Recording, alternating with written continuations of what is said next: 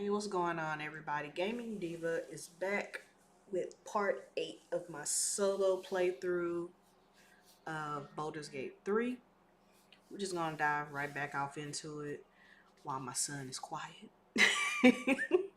So I apologize as the afternoon progresses. You might hear some feedback, but that's my son in the background, so I apologize ahead of time if y'all hear any DJ feedback. But yeah, we're just gonna dive right back off into it. Let's see here. I need to do something real quick.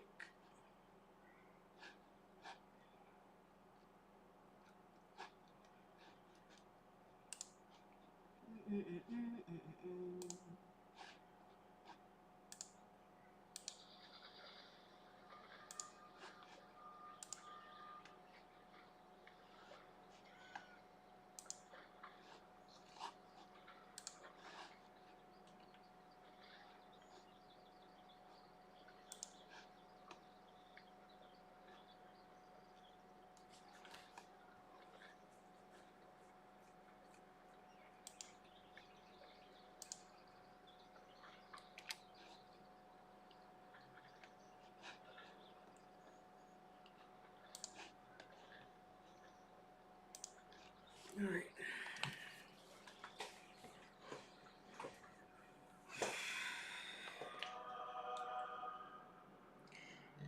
Gonna get back off into the nitty and gritty.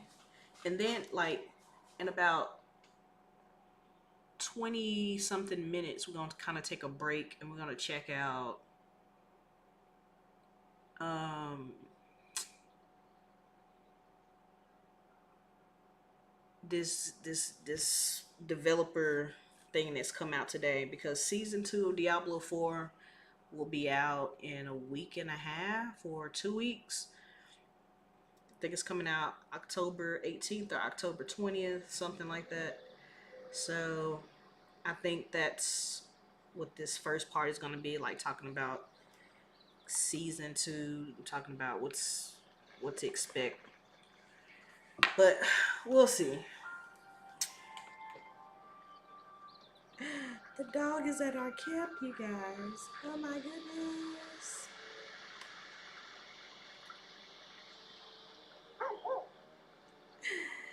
You spot a name on the dog's collar. Scratch.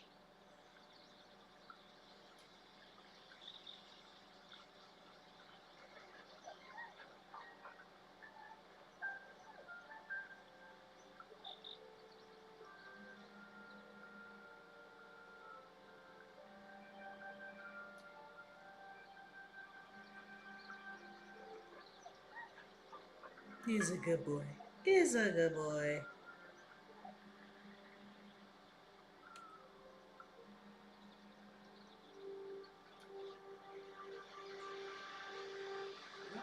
He's at my camp now.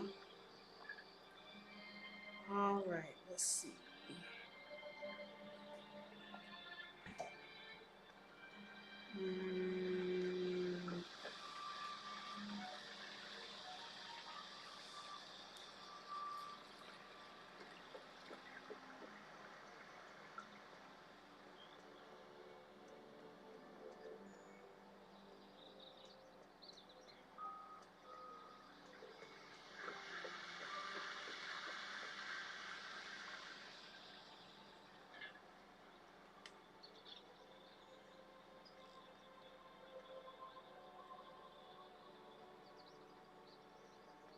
See, can I bring you with me?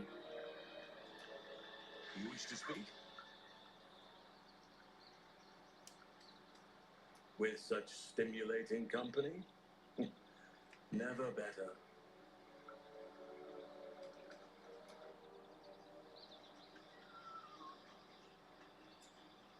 Well, then.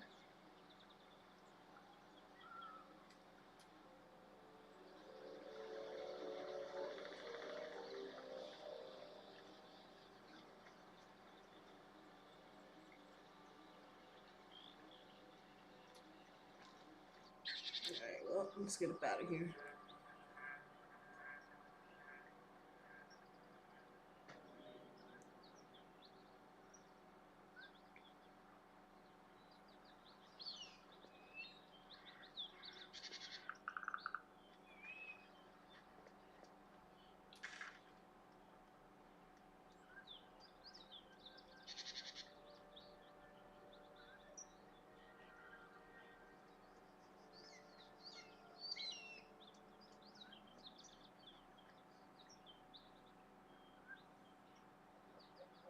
Hmm.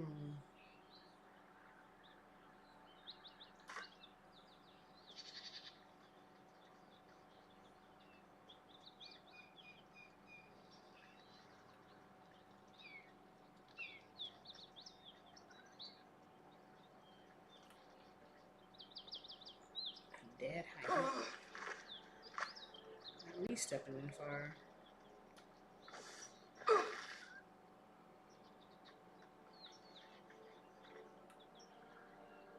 Oh. Yep, that I would say that right there would do it.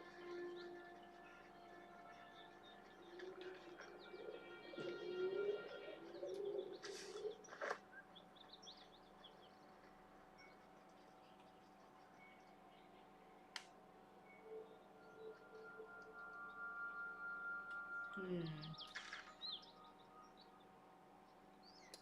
Kind of low key though. Go that way though.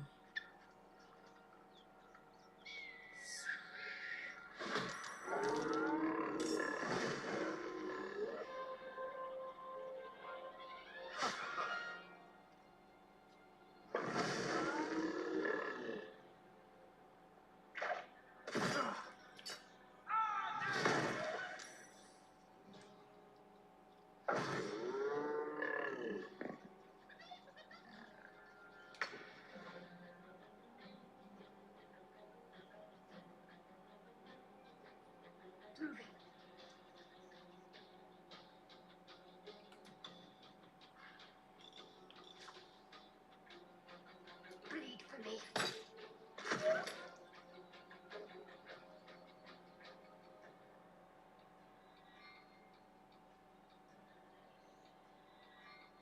Okay, level 14s.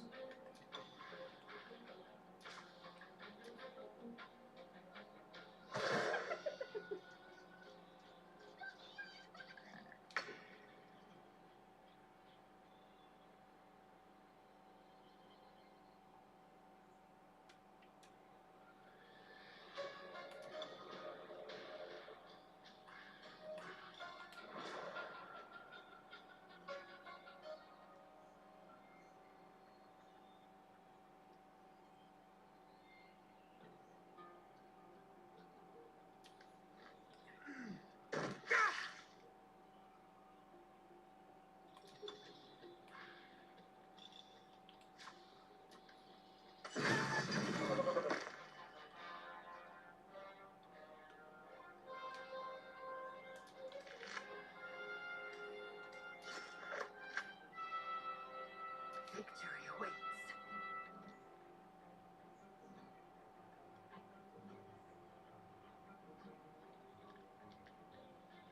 On the move.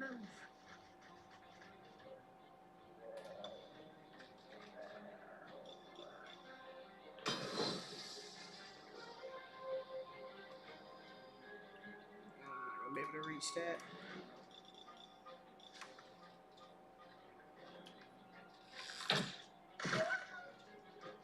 Battle favors the fearless.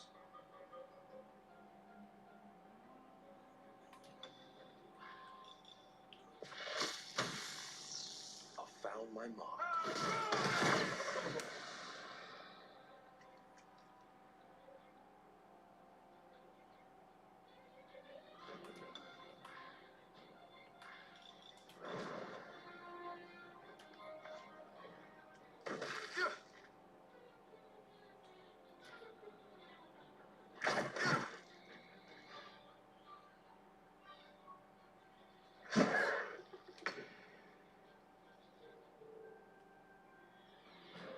On the move.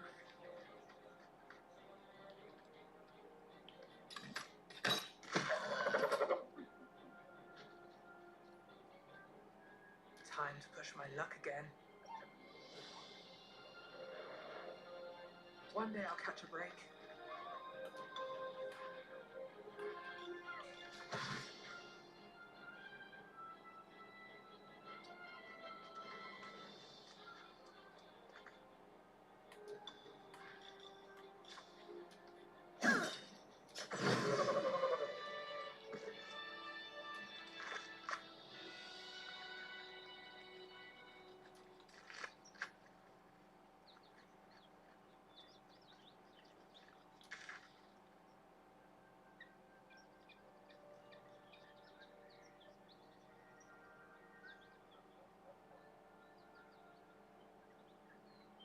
Hmm.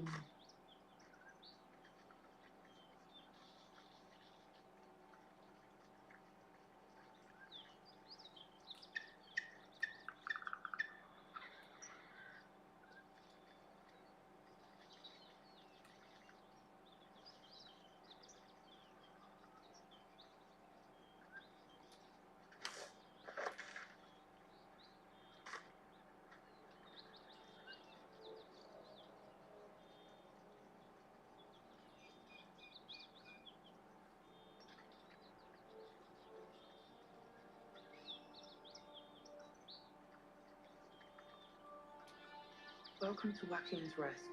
West, Baldur's Gate. East, Elturel.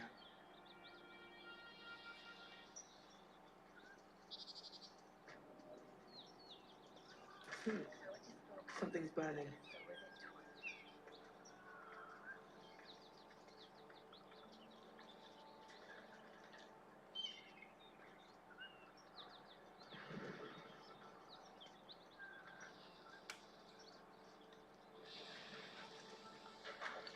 I hear shouting.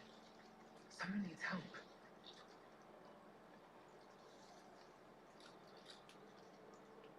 Keep pushing! Duke Ravengard could be inside. On count to three. 1, 2. Ravengard. He's here. Yes! Now make yourself useful. Push, damn it, push!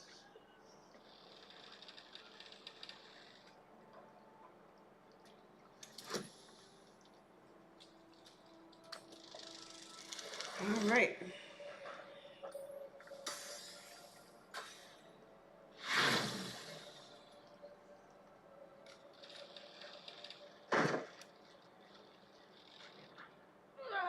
Damn! Find another way inside!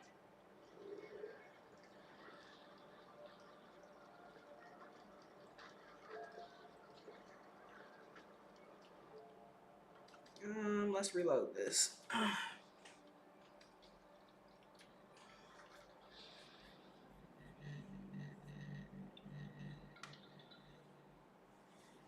Probably should have let old girl do this part. She got a crap load of strength.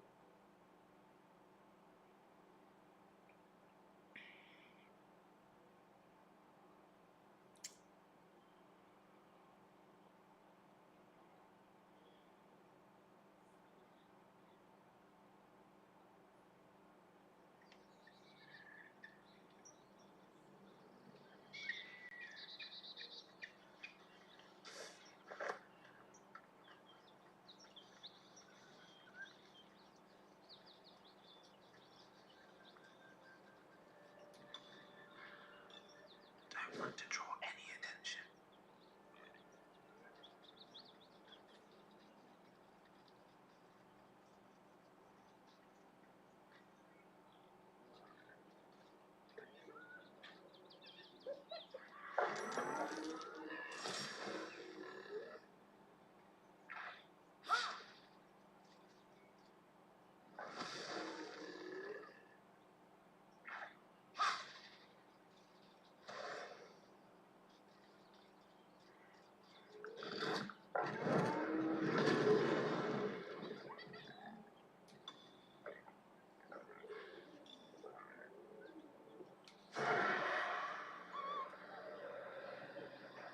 May the gods take you first.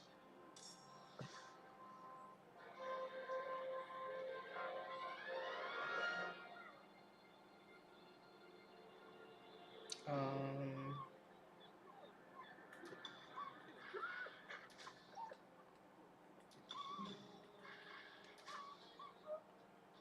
Bro. Can't give up. Not now.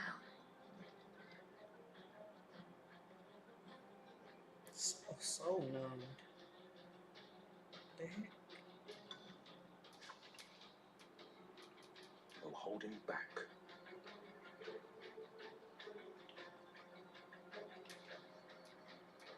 What's the plan? Swift and lethal. Let my name be known.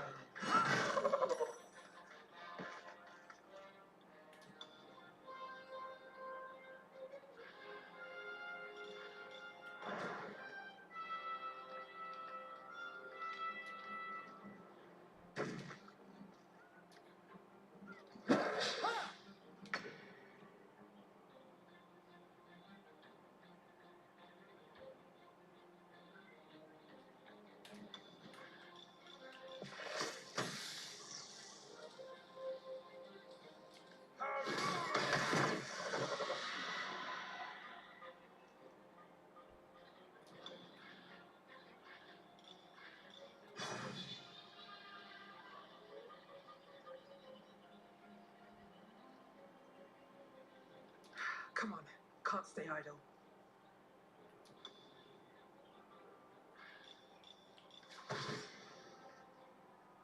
Swift as my feet can carry me.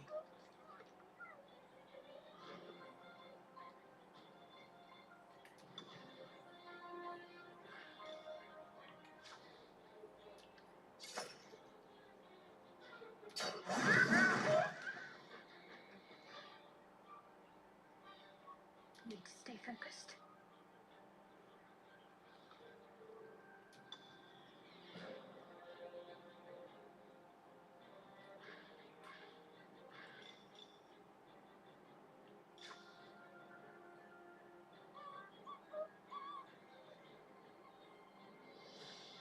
Disadvantage.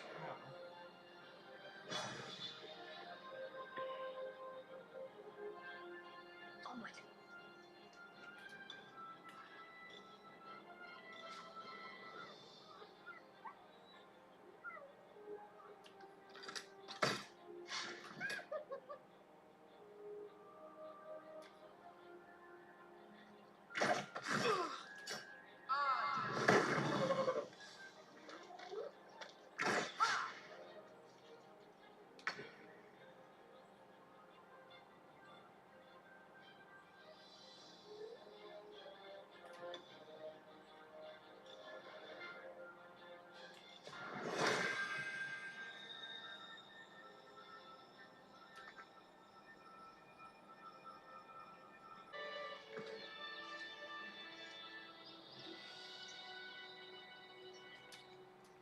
Action.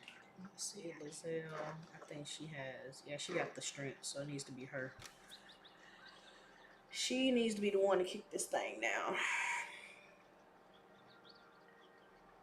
Smoke. Something's burning.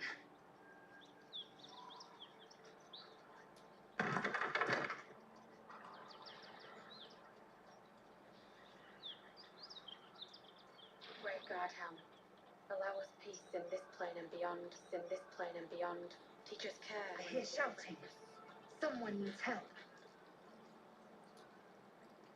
Keep pushing! Duke Ravengard could be in... Ravengard? Yes! Now make yourself useful! Push, damn it! Push!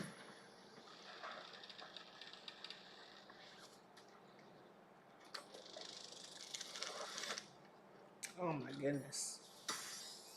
That was horrible. Should have saved it. After beating those nose, I should have saved it.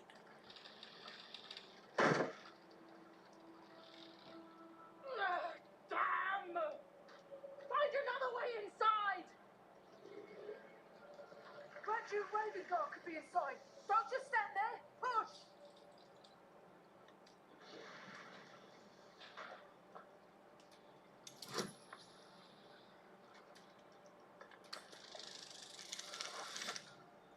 Okay, we got it.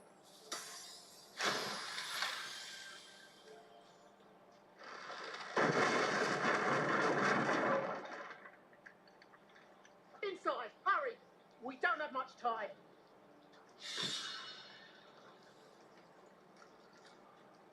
We hear you! Stay where you are! We don't have much time! Find out!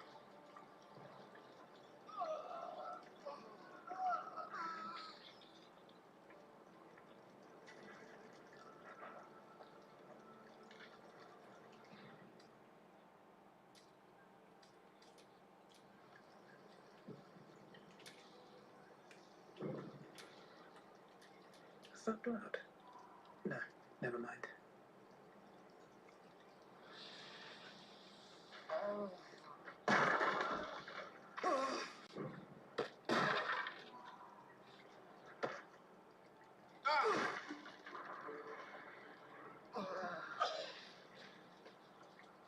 Cautious steps.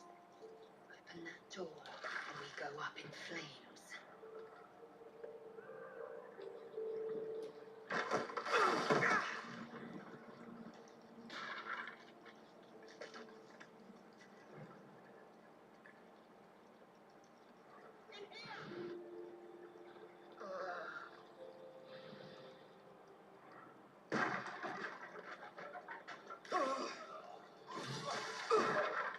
Get me out!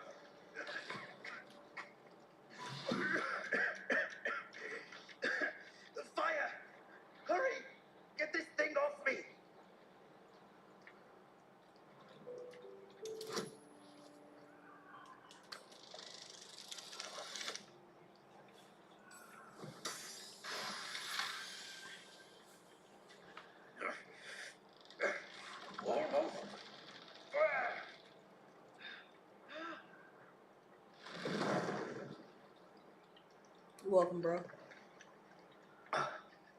Thank you. Now, how the hell do we get out of here?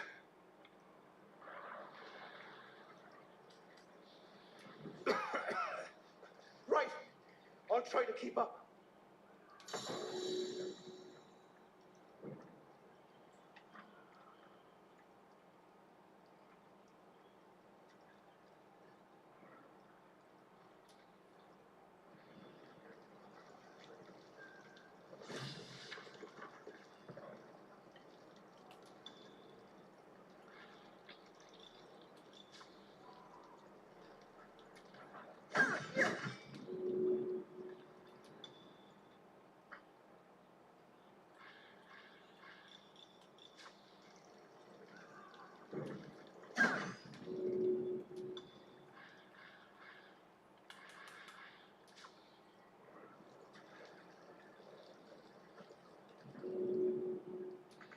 Find a way out.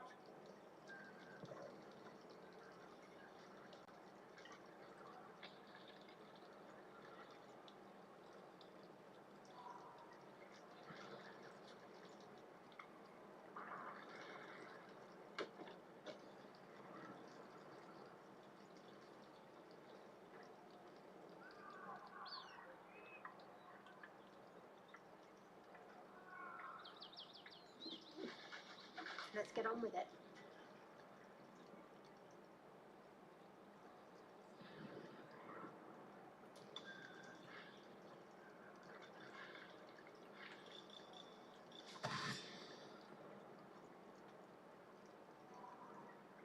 Got to press on.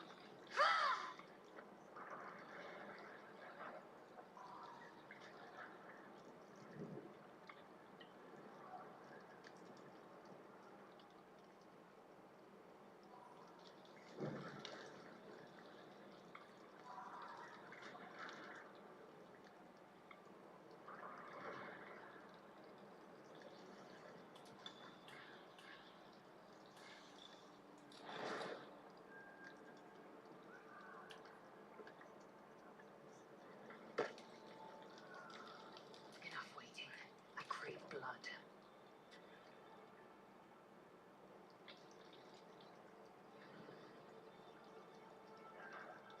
One true way.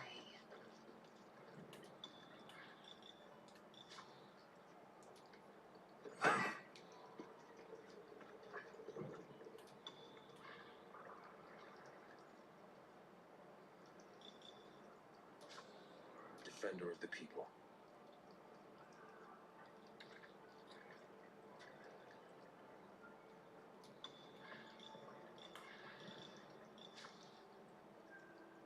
None can escape me.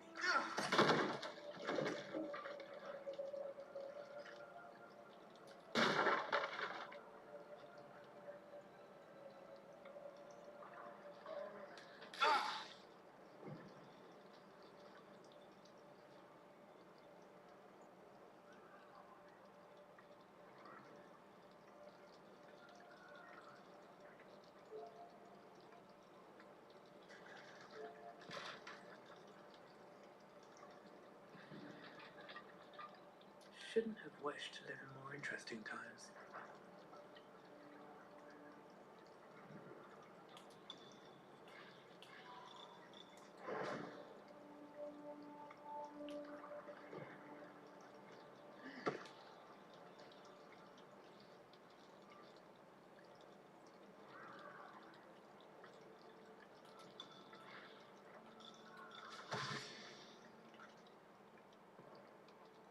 What path lies before me?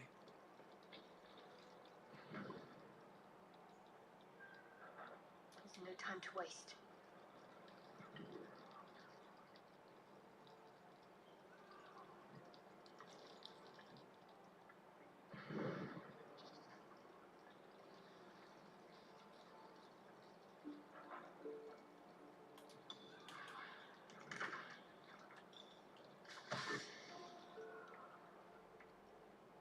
This way.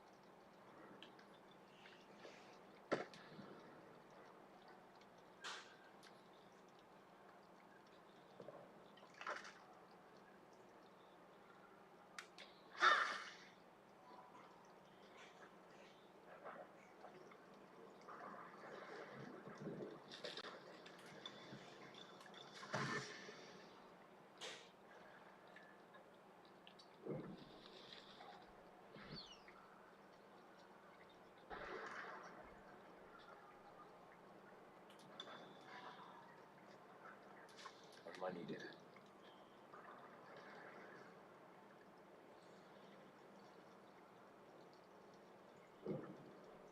Two steps at a time.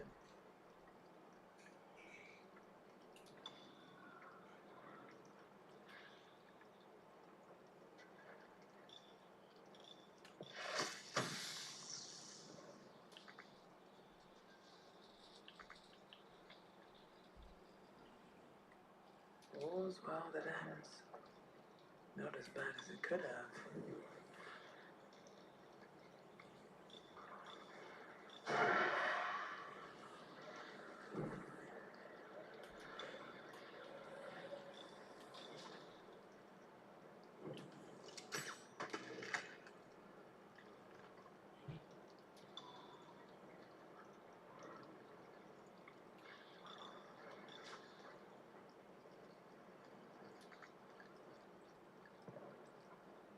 No time for mercy.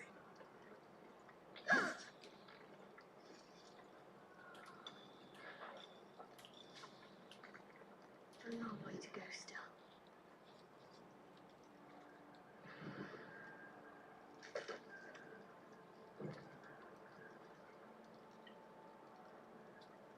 On I go.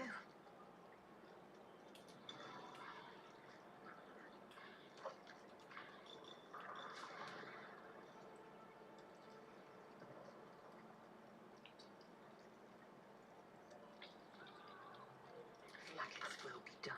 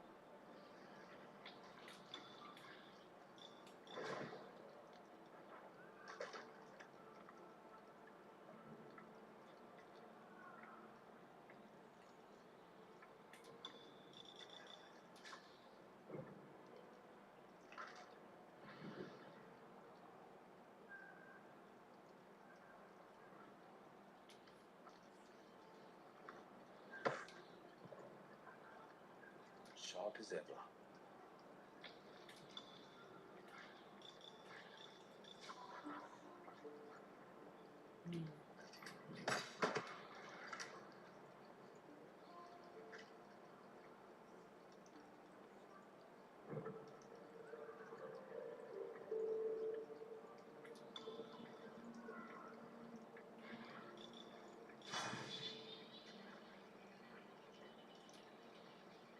Still breathing, despite everything.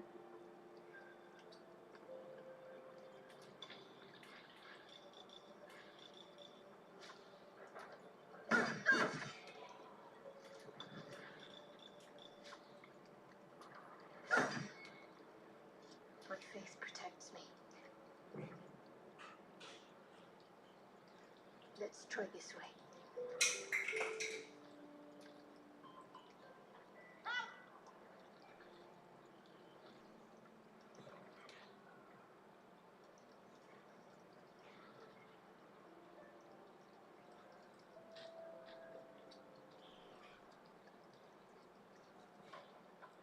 Enough waiting. I crave blood.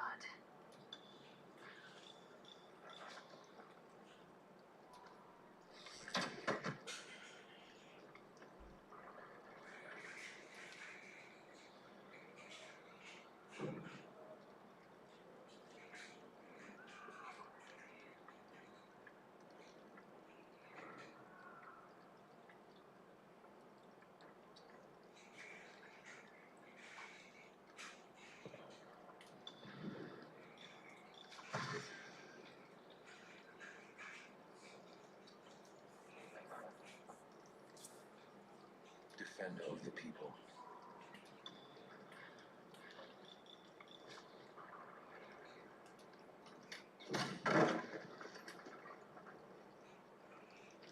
No one back home will ever believe this. We can talk when you get me out of here.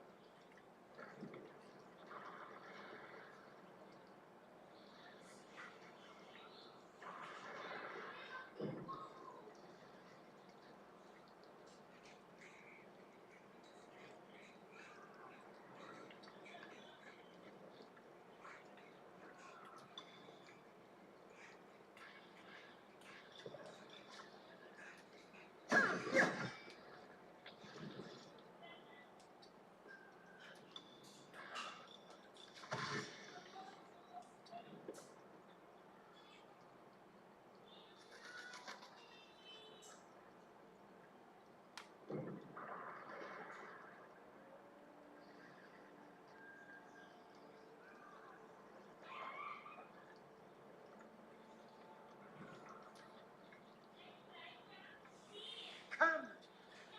I'm afraid proper thanks must wait.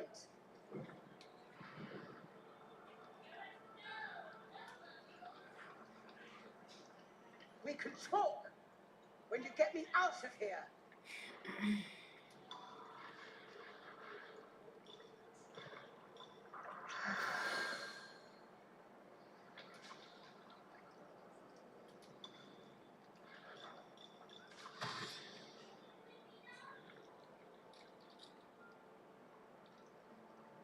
Moving ahead.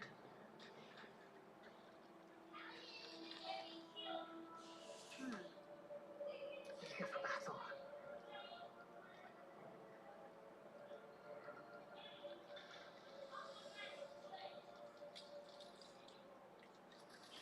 Proceeding.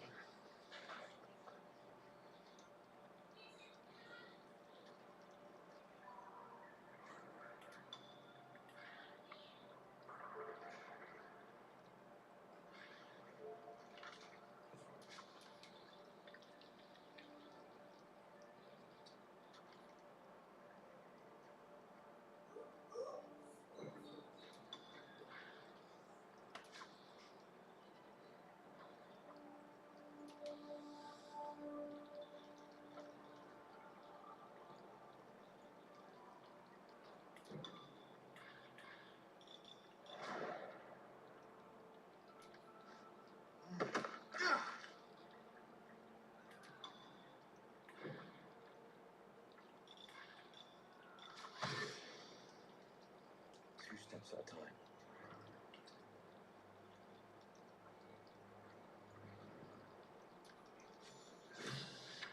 They slaughtered everyone. Nay! Where are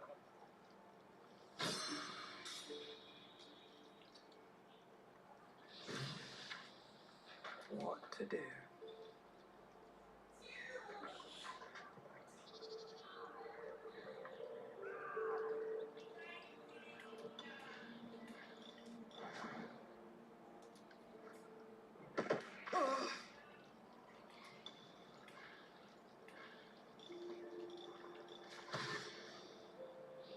Can't slow down.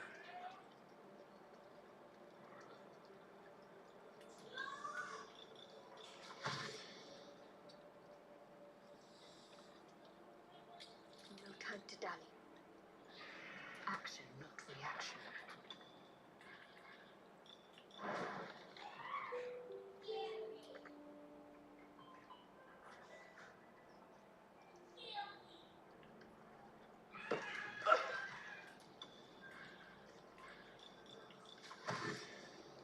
An efficient class.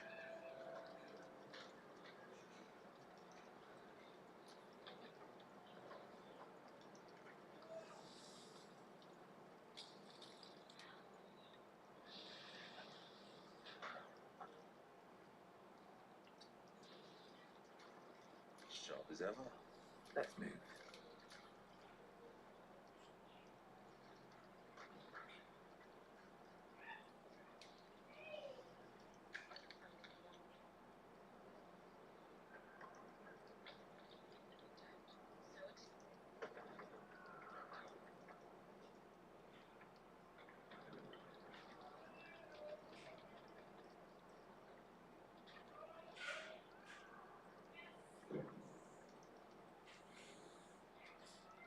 Assume nothing.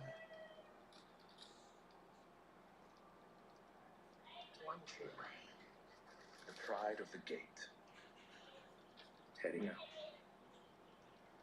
At least things have stayed interesting. Great God, Helen. Where is Allow she? us peace in this plane Whatever and beyond. comes, Teach us care when we would be restless. Teach us certainty when we would have doubt. So it is spoken, and so is it done.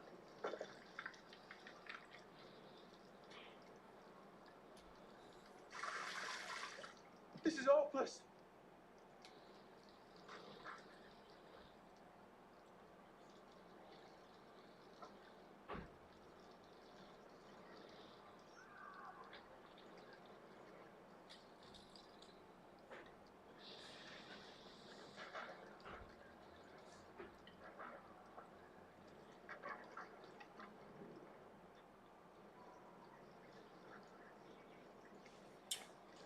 Well, I'm confused. What do I have to do here? Got the person out.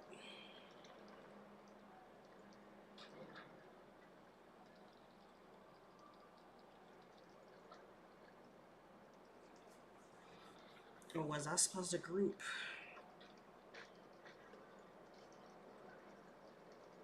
No one stopped me yet.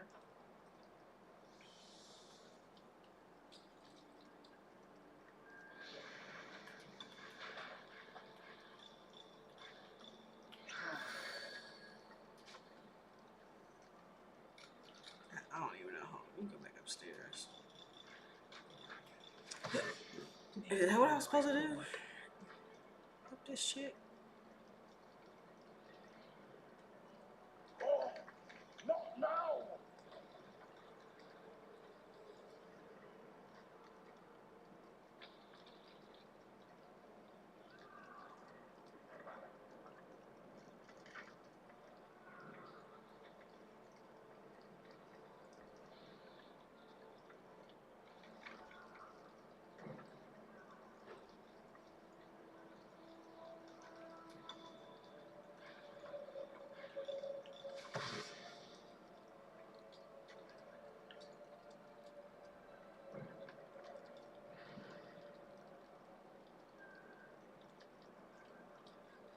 there is work to do.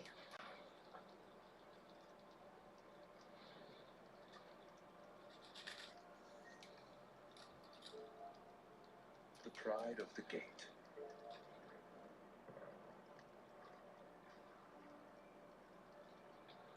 Swift as my feet can carry me.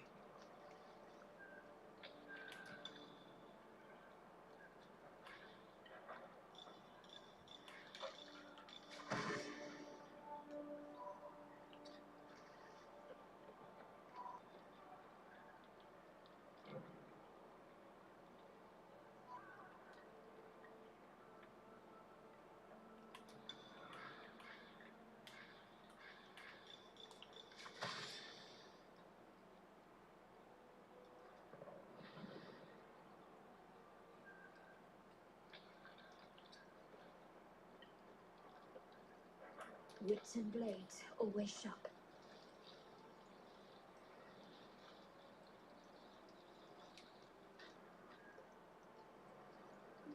Oh, enough waiting. I crave blood.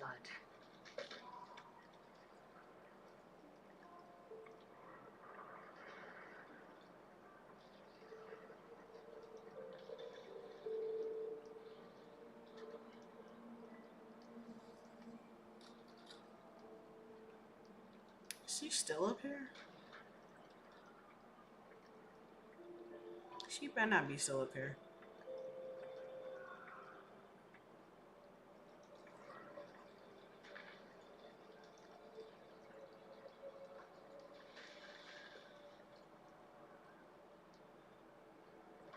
The heck? How did she? You know what? You know what? See,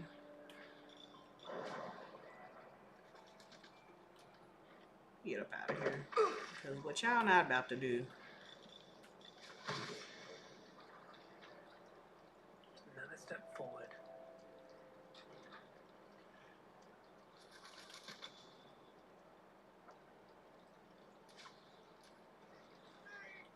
Come on, come on. Everybody up.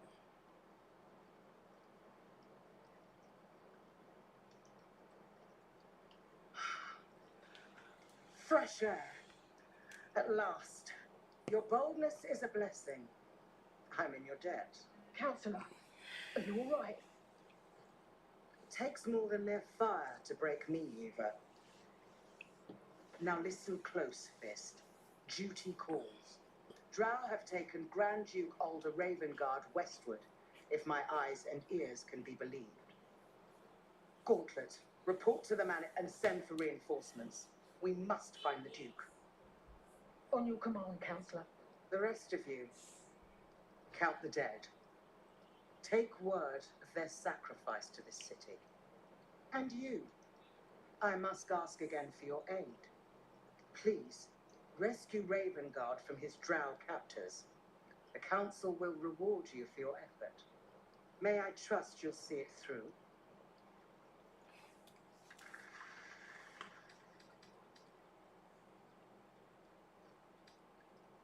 A champion indeed. He's the invisible force holding Baldur's Gate together. Without him, the city faces collapse. In fact, I fear that may have been the intention of those who abducted him.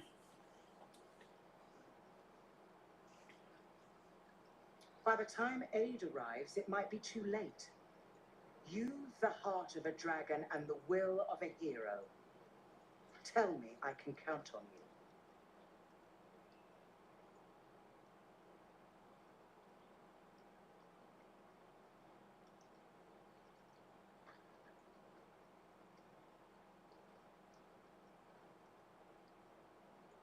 Moonrise Towers, along the old road.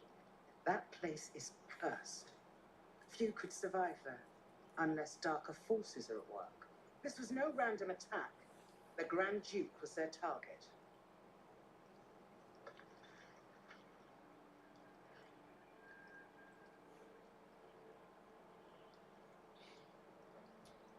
Thank you. When the Grand Duke returns to the city, he'll hail his only son, a hero. Approach the towers with care. The land itself has been swallowed in shadow. I will seek reinforcements and join you when I can. Fist, to work.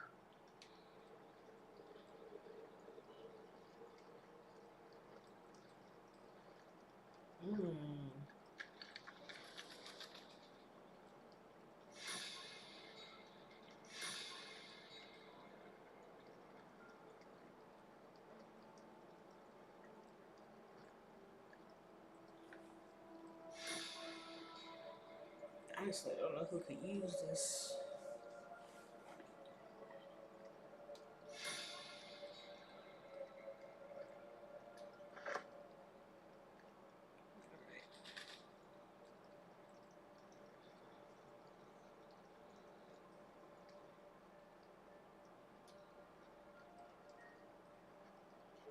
Shit. You can put distance between you and yesterday, but you'll never leave it fully behind. Father's words. Hard to argue with them. Floric spoke true.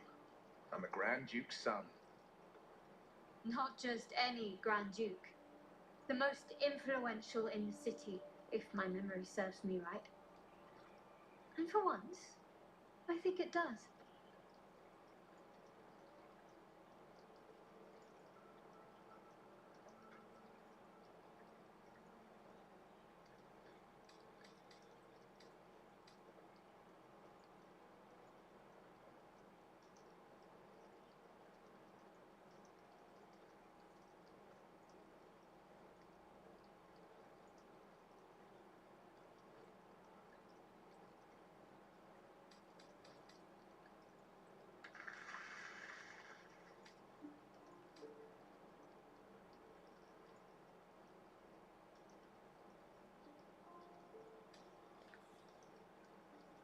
Thank you.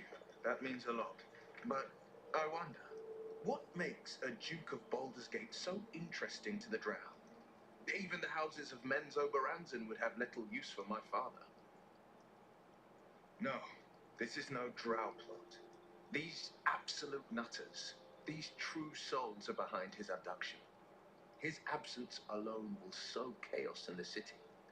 If they were to infect him, he could lead Baldur's Gate to ruin. All the more reason to find him. The Absolute has seized not just my father, but the future of the Sword Coast.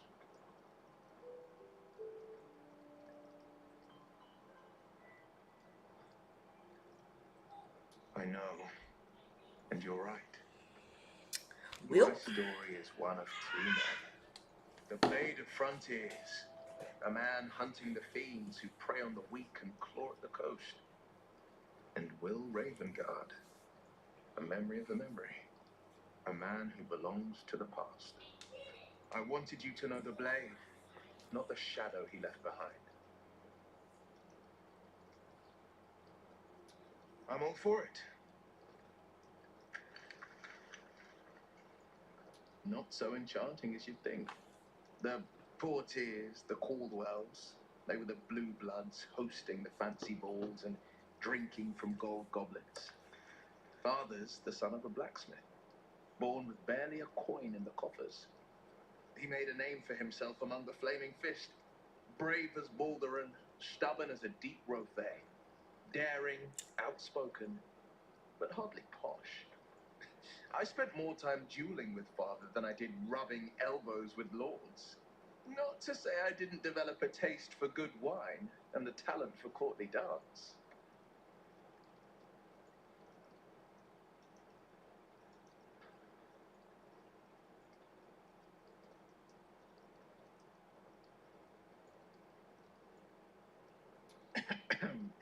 It's been a badger's age since I've twinkled my toes. A drunk ogre could put on a better show.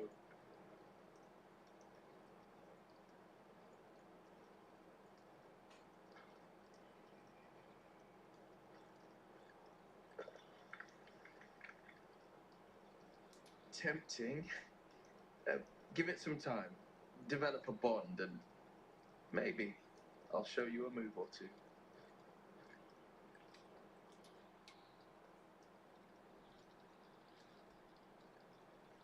What am I to do? The hero at heart. Graveguard Helm. Allow us peace in this plane and beyond. Teach us care when we would be reckless. Teach us certainty when we would have doubt. So it is spoken, and so is it done.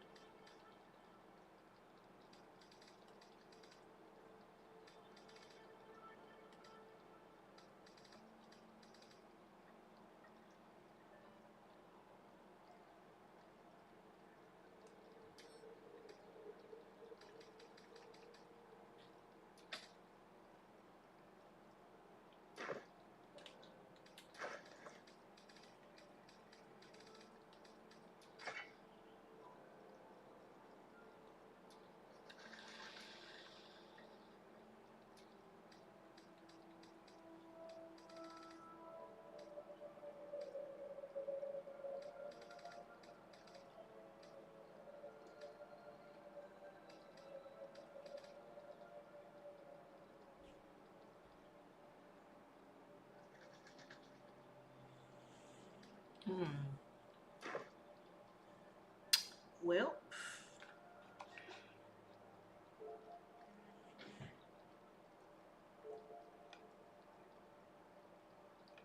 All right. I'll move ahead. All right. What now? On my way. Let's get them up out of here.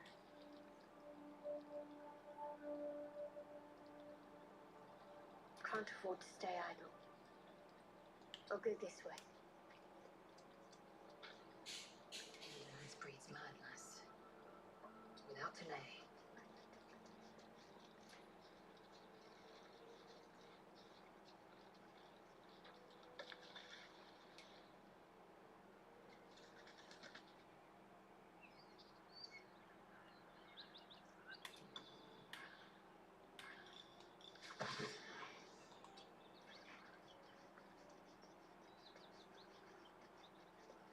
Where am I needed?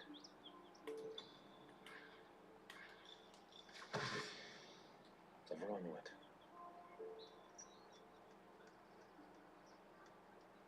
Never a dull moment. Really isn't. Dealing with y'all.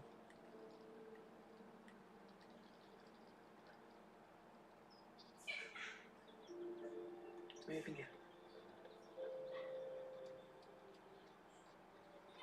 I'm ready. Whatever it takes.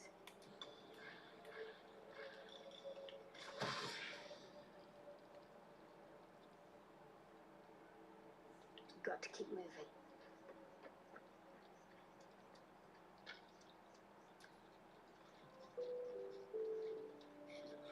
I know she is.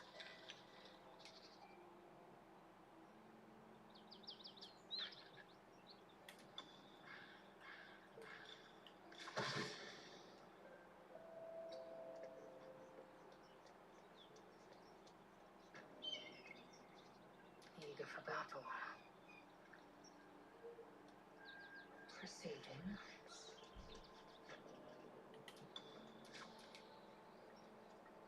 Let's fall forward. I have a lot on my mind. And, well, in it.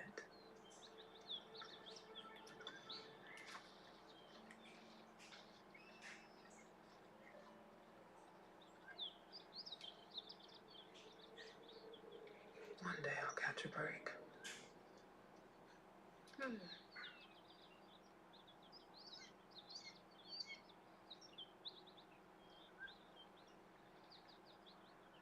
Onward in her name. Ignorance breeds madness. Repositioning. Blade at the ready. Ever onward.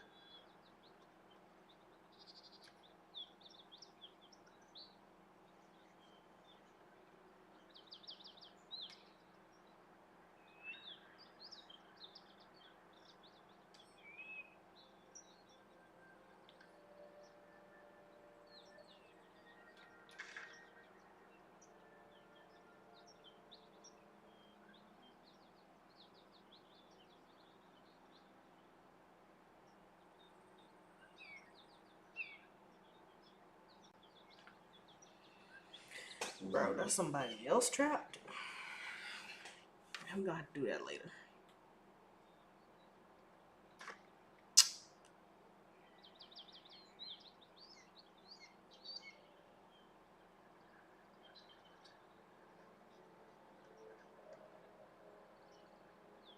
Can't give up now. You know what?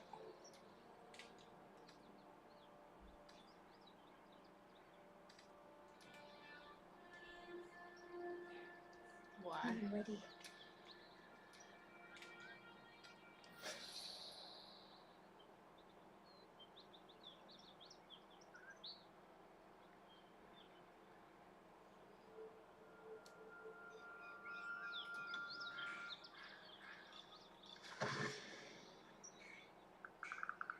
Onward. Ever onward.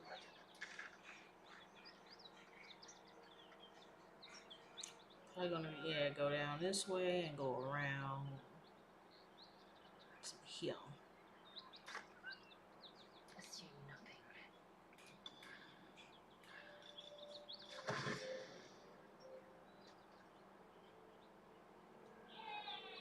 Without delay.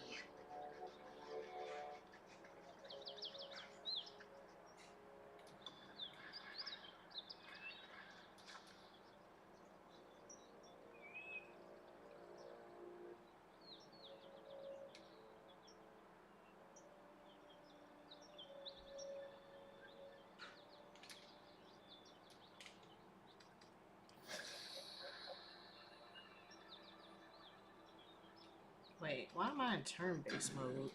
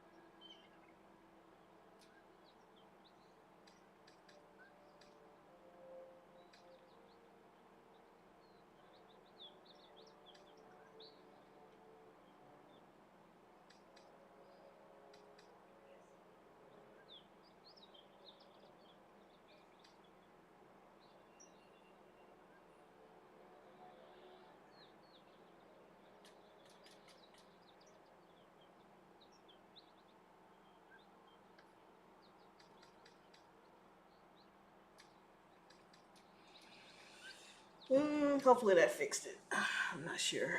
Let's see.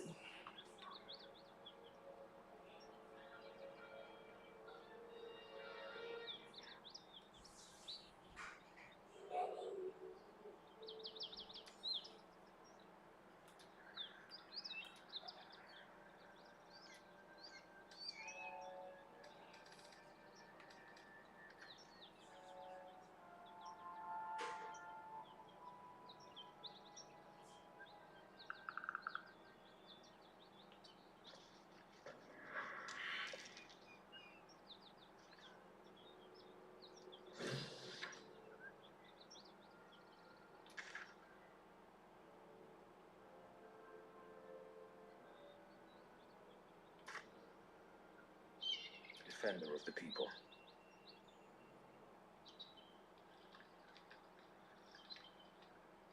Two steps at a time.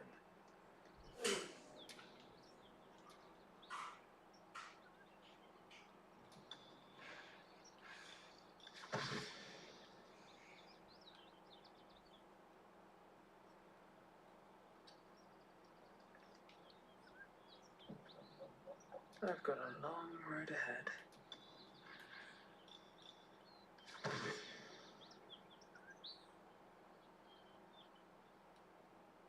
Time to press ahead.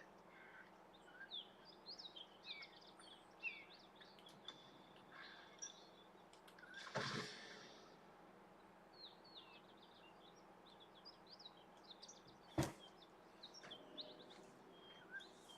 turn this off. I wonder what the next move is.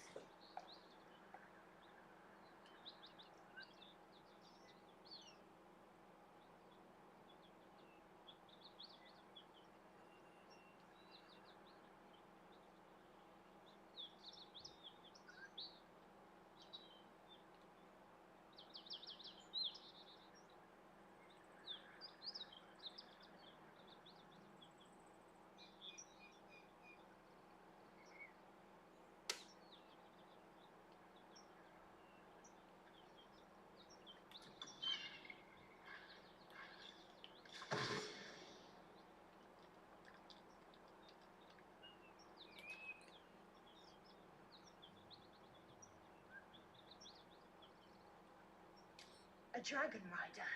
My kin are near. I tangled with a dragon once. How do I turn this off?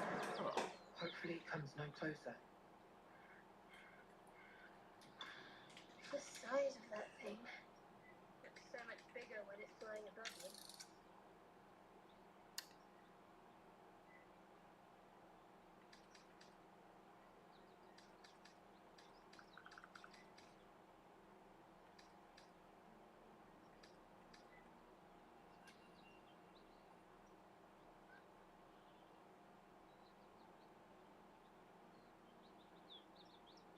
Hmm.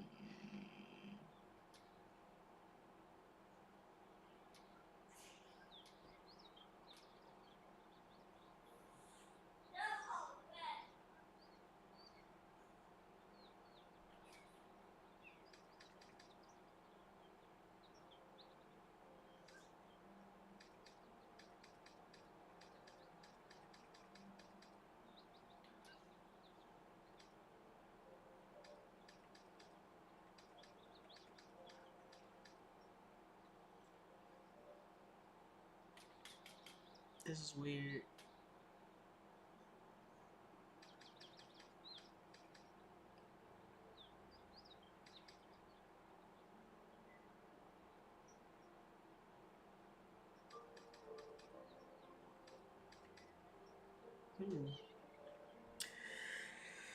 Ooh, I had to figure that out.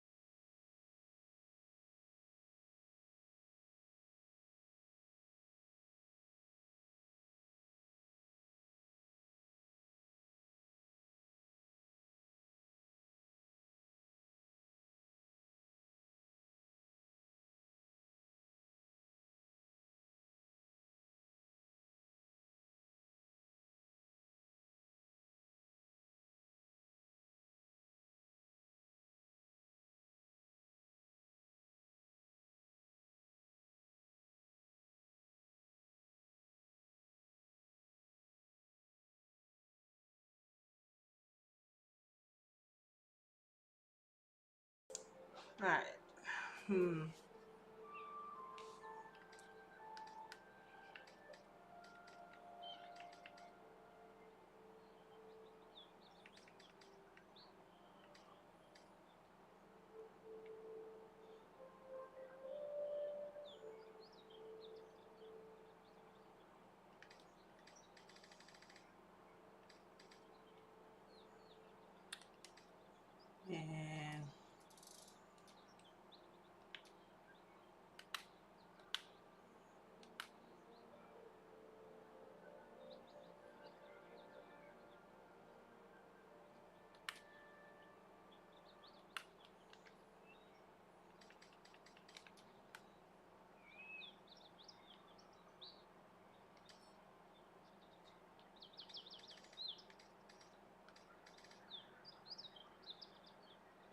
And this is crazy because now I'm in this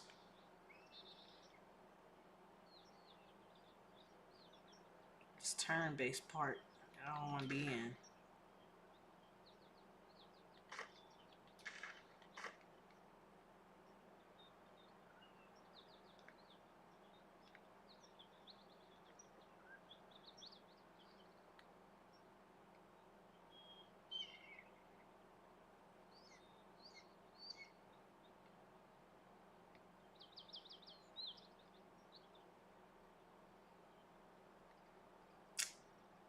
It's so weird. Eager for battle. Looking ahead.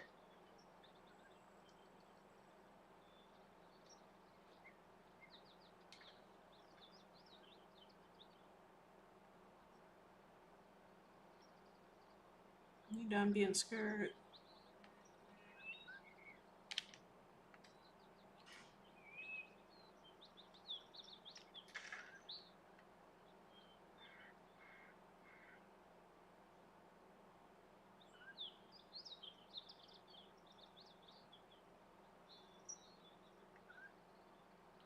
Why am I in turn-based mode?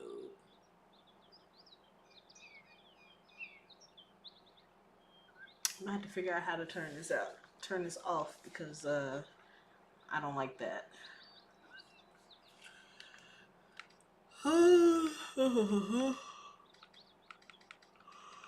Alright, for now, I'm gonna save this. And then we're gonna see what they talking about in on this stream real quick. So bear with me.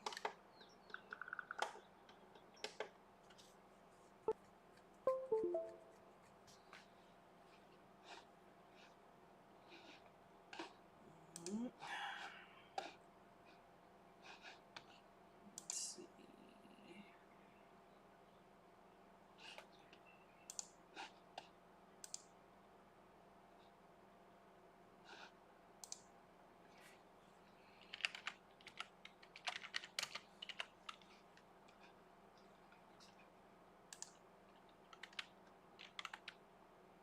One second.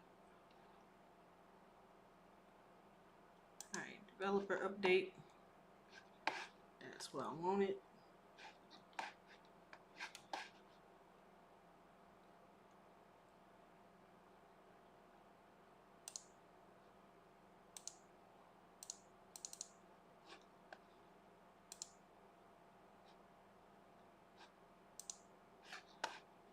I'll make the screen big.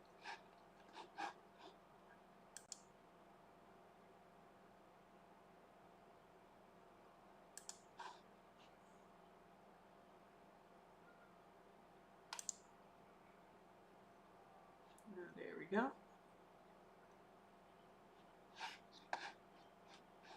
You know what? I forgot. I got it muted, unmuted. One of the things that we were experiencing. Let's scroll backwards. This is live right now.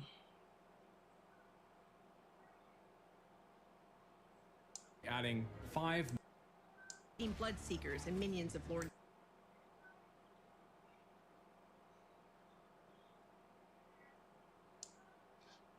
You just know I'm started.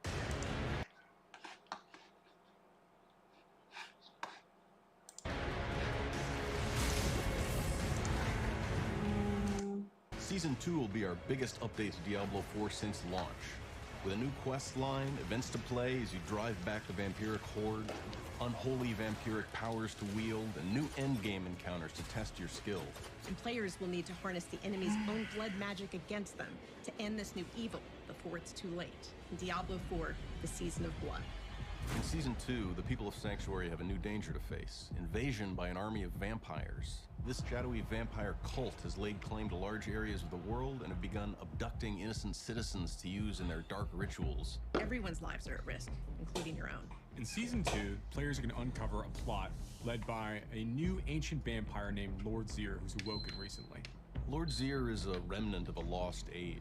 Before there were humans in Sanctuary, it was inhabited by the firstborn children of Inarius and Lilith, who are known as the Ancients. But because of Inarius' actions, the Ancients had their powers drawn away from them. But some among them were not strictly subject to a true death. Zir and his cohort were banished to sleep for an eternity in the city of the Ancients, but due to the events of Diablo 4, the city began to awake, with dire consequences for the humans living on the surface above. During the events of Season 2, the player is going to contract a vampiric curse, but they're not under Lord Zir's control, which gives them a unique opportunity to strike back against the cult and stop Lord Zir's plans. We'll encounter a variety of new characters this season, including a band of vampire hunters, one with a particularly shadowy past. Seek out Zir's army. Kill as many as you can. Eris is a professional vampire hunter. She's crossed and recrossed the wilds of Sanctuary, putting an end to the undead since long before the events of Diablo 4. I need to go off to the magistrate and you're going to have to come along. Eris is played by actor Gemma Chan. It's exciting to see more film and television actors lending their talents to the video game world. Gemma brings a wealth of experience to the table from a wide variety of roles. She was a great choice to breathe life into this character of a world-weary but determined vampire hunter with a lot of emotional complexity. That's a bite mark. You're changing, aren't you? No, from the depth of that wound, you should have already. She is strong. She's compassionate towards others, but she's also witnessed a lot of horror in her life, so she's pretty emotionally guarded and stubborn and fixed in her worldview. Oh, you're going to change. I'm sorry, but whatever's preventing your cravings won't last forever. It never does. She realizes that the player character has these vampire traits, which makes him a useful tool, but potentially disposable one. This is madness. Perhaps that's what it takes. One of the core seasonal mechanics for this season are vampiric powers. Vampiric powers can be acquired by defeating Bloodseekers and minions of Lord Zir in order to acquire potent blood, which allows you to unlock or upgrade vampiric powers. When you collect all of these various powers, they have costs, which are going to be detailed as part of the pack system. So armor pieces that you collect during the course of the season are going to have these packs associated with them. There are 3 types of packs, and you can use the boons they provide in order to fuel the blood seals for various vampiric powers. You can combine the power of different blood seals in the Sanguine Circle, so long as you have the appropriate combination of packs in order to power them. One thing we've really tried hard to do is to provide powers that enhance every build so that there's no one right way to play when pursuing that vampire fantasy. There's one in particular that I like where as the player dashes, they turn to a cloud of bats and they'll curse creatures they pass through along the way. As you kill those creatures, you're going to actually steal their souls. When you use certain abilities on your character, all of those souls are unleashed, dealing devastating damage to nearby creatures. There's also an ability called Rising Moon, where you can stack basic skills, and after you reach a maximum number of stacks, you go into a vampiric blood rage. If you can't get enough of bats, there's even a vampire power that allows you to summon a bat companion. They'll take a bite out of your enemies and have a chance to stun them. Lord Zir's army is pushing across Sanctuary in an event called the Blood Harvest, which will always be active somewhere on the map, but will change locations in a cyclical way. Blood Harvests are large-scale open-world events where vampires have overwhelmed an area in the hopes of enslaving the populace, harvesting their blood, and siring more vampires. Players will venture into these areas to rescue prisoners, stop sinister rituals, and hunt for high-value enemies. Of course, they'll be rewarded for their efforts with a variety of new items, as well as the potent blood that fuels their vampiric powers.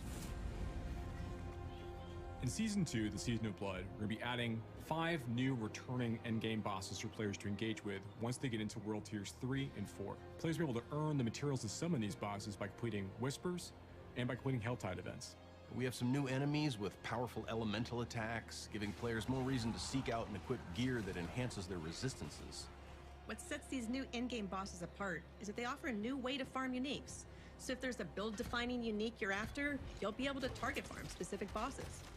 And our most challenging boss that we're gonna be adding as part of Season 2 is also going to have an opportunity to drop target farming certain bosses. Rare, unique items that players have been hunting for. We're also going to be adding some quality of life updates in Season 2. The first of which is we're going to be taking our gem system and making it so when gems drop for the player, you're actually collecting materials. They're going to be stored differently. They're not going to go into your inventory the same way, to help alleviate some of the concerns about inventory space that players have talked about before. As long as you finish the prologue, you can now choose to skip the rest of the campaign and dive straight into creating a seasonal character. If you previously unlocked a mount in Diablo 4, it will be immediately available to use when you begin your journey through the Season of Blood.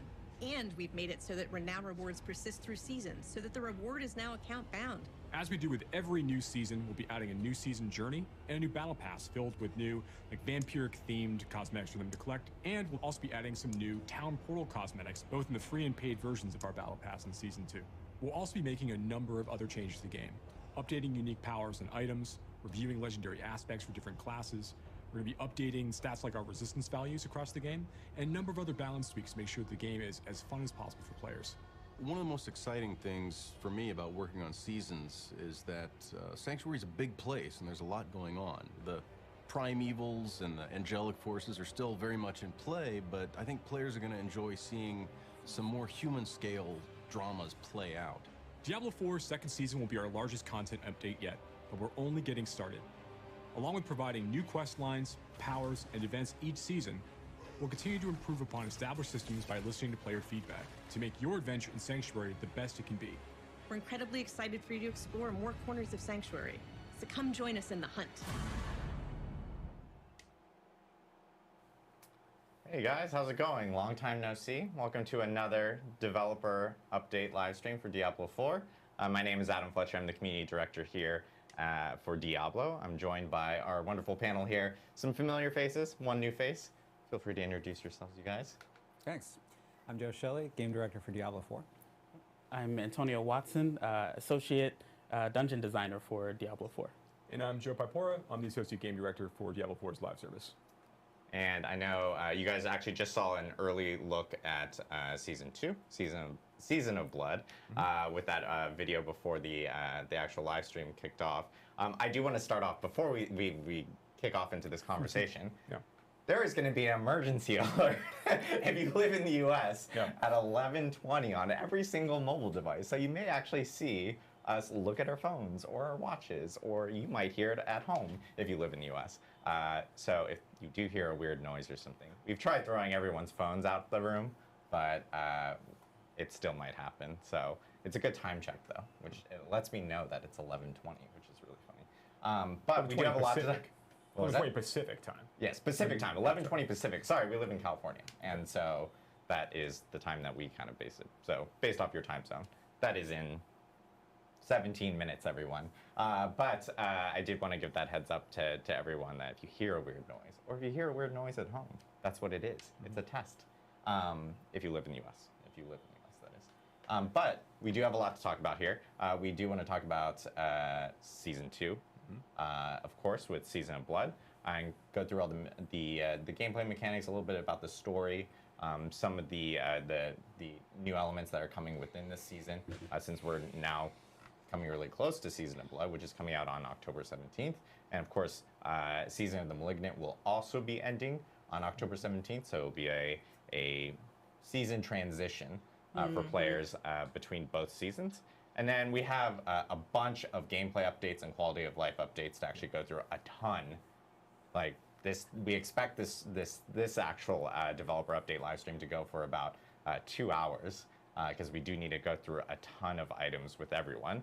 And then we have some news and announcements to make regarding Diablo 4 towards the end. And of course, we have our Q&A, which we'll be taking questions from Twitch chat. And then I know we actually have some questions from the forums, because we had started a forum thread earlier this week, or late last week, regarding the developer update live stream. So I do know that we do want to kick it off with a little bit about Season 2. The important stuff is the quality of life. So, I know that we just watched the video together where we talked about the Season of Blood, but in Season 2, the players are going to be confronting a new villain who's begun to surface throughout Sanctuary. A character named Lord Zir, this ancient vampire who's awoken recently and begun to gather all of these vampire cultists and other followers to his banner in effort to kind of overtake Sanctuary and achieve his own aims across the world. Now, while the player is progressing through the season, they're going to meet a new character named Eris, who I think we have. So you're going to meet Eris during the course of the season. Eris is a vampire hunter who's been trying to thwart Lord Zir for the past the past few weeks and months. Trying to hunt them down and try to eliminate them entirely. She's not having great luck sort of investigating the cults. She needs more help. The player is going to kind of enter the picture, but as part of the story, as the player is progressing through the season, mild spoiler here, but the player is going to contract vampirism. Now, but due to the strange nature of the interaction with the Lilith's blood in the player character, they're going to be able to resist some of the effects of Lord Zir's influence. Instead, gain all of those same powers without those detriments that are holding back other creatures, which can be really, really cool. But Eris is going to be fairly nervous about this, as she's only ever seen anyone who ends up actually contracting vampirism this way end up following and serving Lord Zir in the end, regardless of their intentions overall, which we dig more into a little bit later on with enemies and such. But this represents this interesting new character that you'll be able to work with as you're kind of following the quest line of the season. So as you're going through these things, you'll be kind of going across all of the world. And I know, Antonio, we talked about how, or rather we had talked before about how there are a number of dungeons we added with the season, and you kind of go into some of those part of the quest line. Yeah, so we have new dungeons that are part of the quest line. You can explore crypts. There's a really cool dungeon at the end when you are going to confront Zir for the final battle. And in addition to that, throughout the story, you will be revisiting some old places that are a bit different now that Zier's minions have come and taken over. Yeah. So I've seen, I think we're seeing some of the dungeon stuff here. Yep. So the new dungeons in the quest line are pretty cool, particularly that finale that you called out, like when you're going to sort of get a chance to, once you've tracked down Lord Zier with Eris and you get a chance to really confront him in his lair, those are some pretty epic moments that we don't want to actually show on stream just no now. spoilers. Yeah, no spoilers for all that stuff just yet, but definitely a lot of things to look forward to. So the player's going to meet other characters as well as they're progressing through the season. There are other allies they kind of are going to meet. They're going to learn more about Lord Zier's plans overall, what his real intentions are for Sanctuary as all of this is going on. So that's kind of like the high level of what's happening in the world. Basically, Lord Zier and his army of vampiric cultists are trying to take everything over, and that manifests in a bunch of different ways throughout the season. But I think the first thing I really want to talk about, or the next thing I want to talk about, are the mechanics, like what you're going to be doing during the season to kind of gain power and such. So we talk about the fantasy of the season is the player is basically becoming part vampire during the course of of the season of Blood. And part of that comes down to making sure that we have cool vampiric powers for players to collect and use. So what we see here is our vampiric power user interface. It's the way players are going to be able to collect a lot of powers as they're progressing through the season, and then slot them into the circular UI above. So throughout the season, players are going to be able to acquire up to 22 vampiric powers as they play. And these are designed such that they are, unlike in Season 1 where with Wellington Hearts, we had a lot of very class-specific hearts baked in. We tried to make sure that the vampiric powers that players collect in Season 2 are all class-agnostic in nature, so that there's just more combinations and things for players to select from and play with as they're thinking about their build. And yeah, so we have a few of these shown up right here. They come with a few different varieties in terms of the level of power of them, and each of them have a pact cost. Well, I will talk about a little bit more in just a moment. But you see these pact costs listed at the bottom. Players need to acquire a certain armor pieces that have these packs associated with them in order to fuel these. Again, which I'll talk about a little more in a minute. Why don't we actually see if we take a look at maybe a couple of these powers themselves real fast. Yeah, so here's one. So players are going to have a vampiric power they get as they're progressing through the season, where it allows them to turn to like a cloud of bats, and it also makes them unstoppable for a few seconds after they use it at the same time. And it's a way for the player to deliver a new effect that you can get throughout the season, which is called Vampiric Curse. So when you see that red effect above a lot of the creatures that the player is fighting, they're under the effects of Vampiric Curse. And if you kill them while that effect is active on those creatures, you get to steal their souls and bind them to you for a short period of time, up to 8 of them at a time. And then when you choose to use a defensive ability on your character, you unleash all of these souls. As you can see here, these missiles, like these spirit missiles that fly out and hit lots of different creatures as you're playing through. So it kind of gives you this opportunity as you're going through packs and dungeons or elsewhere to kind of stack these up and use them to quickly burn down groups or elites that you might have to come across as you're playing. There's other cool things you'll get, like there's abilities for based on other companion skill uses and other things where you can we have this where the bats will come down and attack your enemies, and then many other powers. We talked about there was an overpower power we showed before. There's another one here that is more focused on channeling skills. Yeah, here it is. So when you start using channeling skills, you'll drop this pool of blood around you, which gives you some extra protection. It also enhances all the damage that you deal while you're nearby. So this is going to be able to fire when you're using any kind of channeling skill and enhance those channeling skills. It just gives you a bit more positional gameplay to be thinking about when you're playing into this build. So pretty fun ways for you to kind of maximize and get extra damage from a channeling build for a class.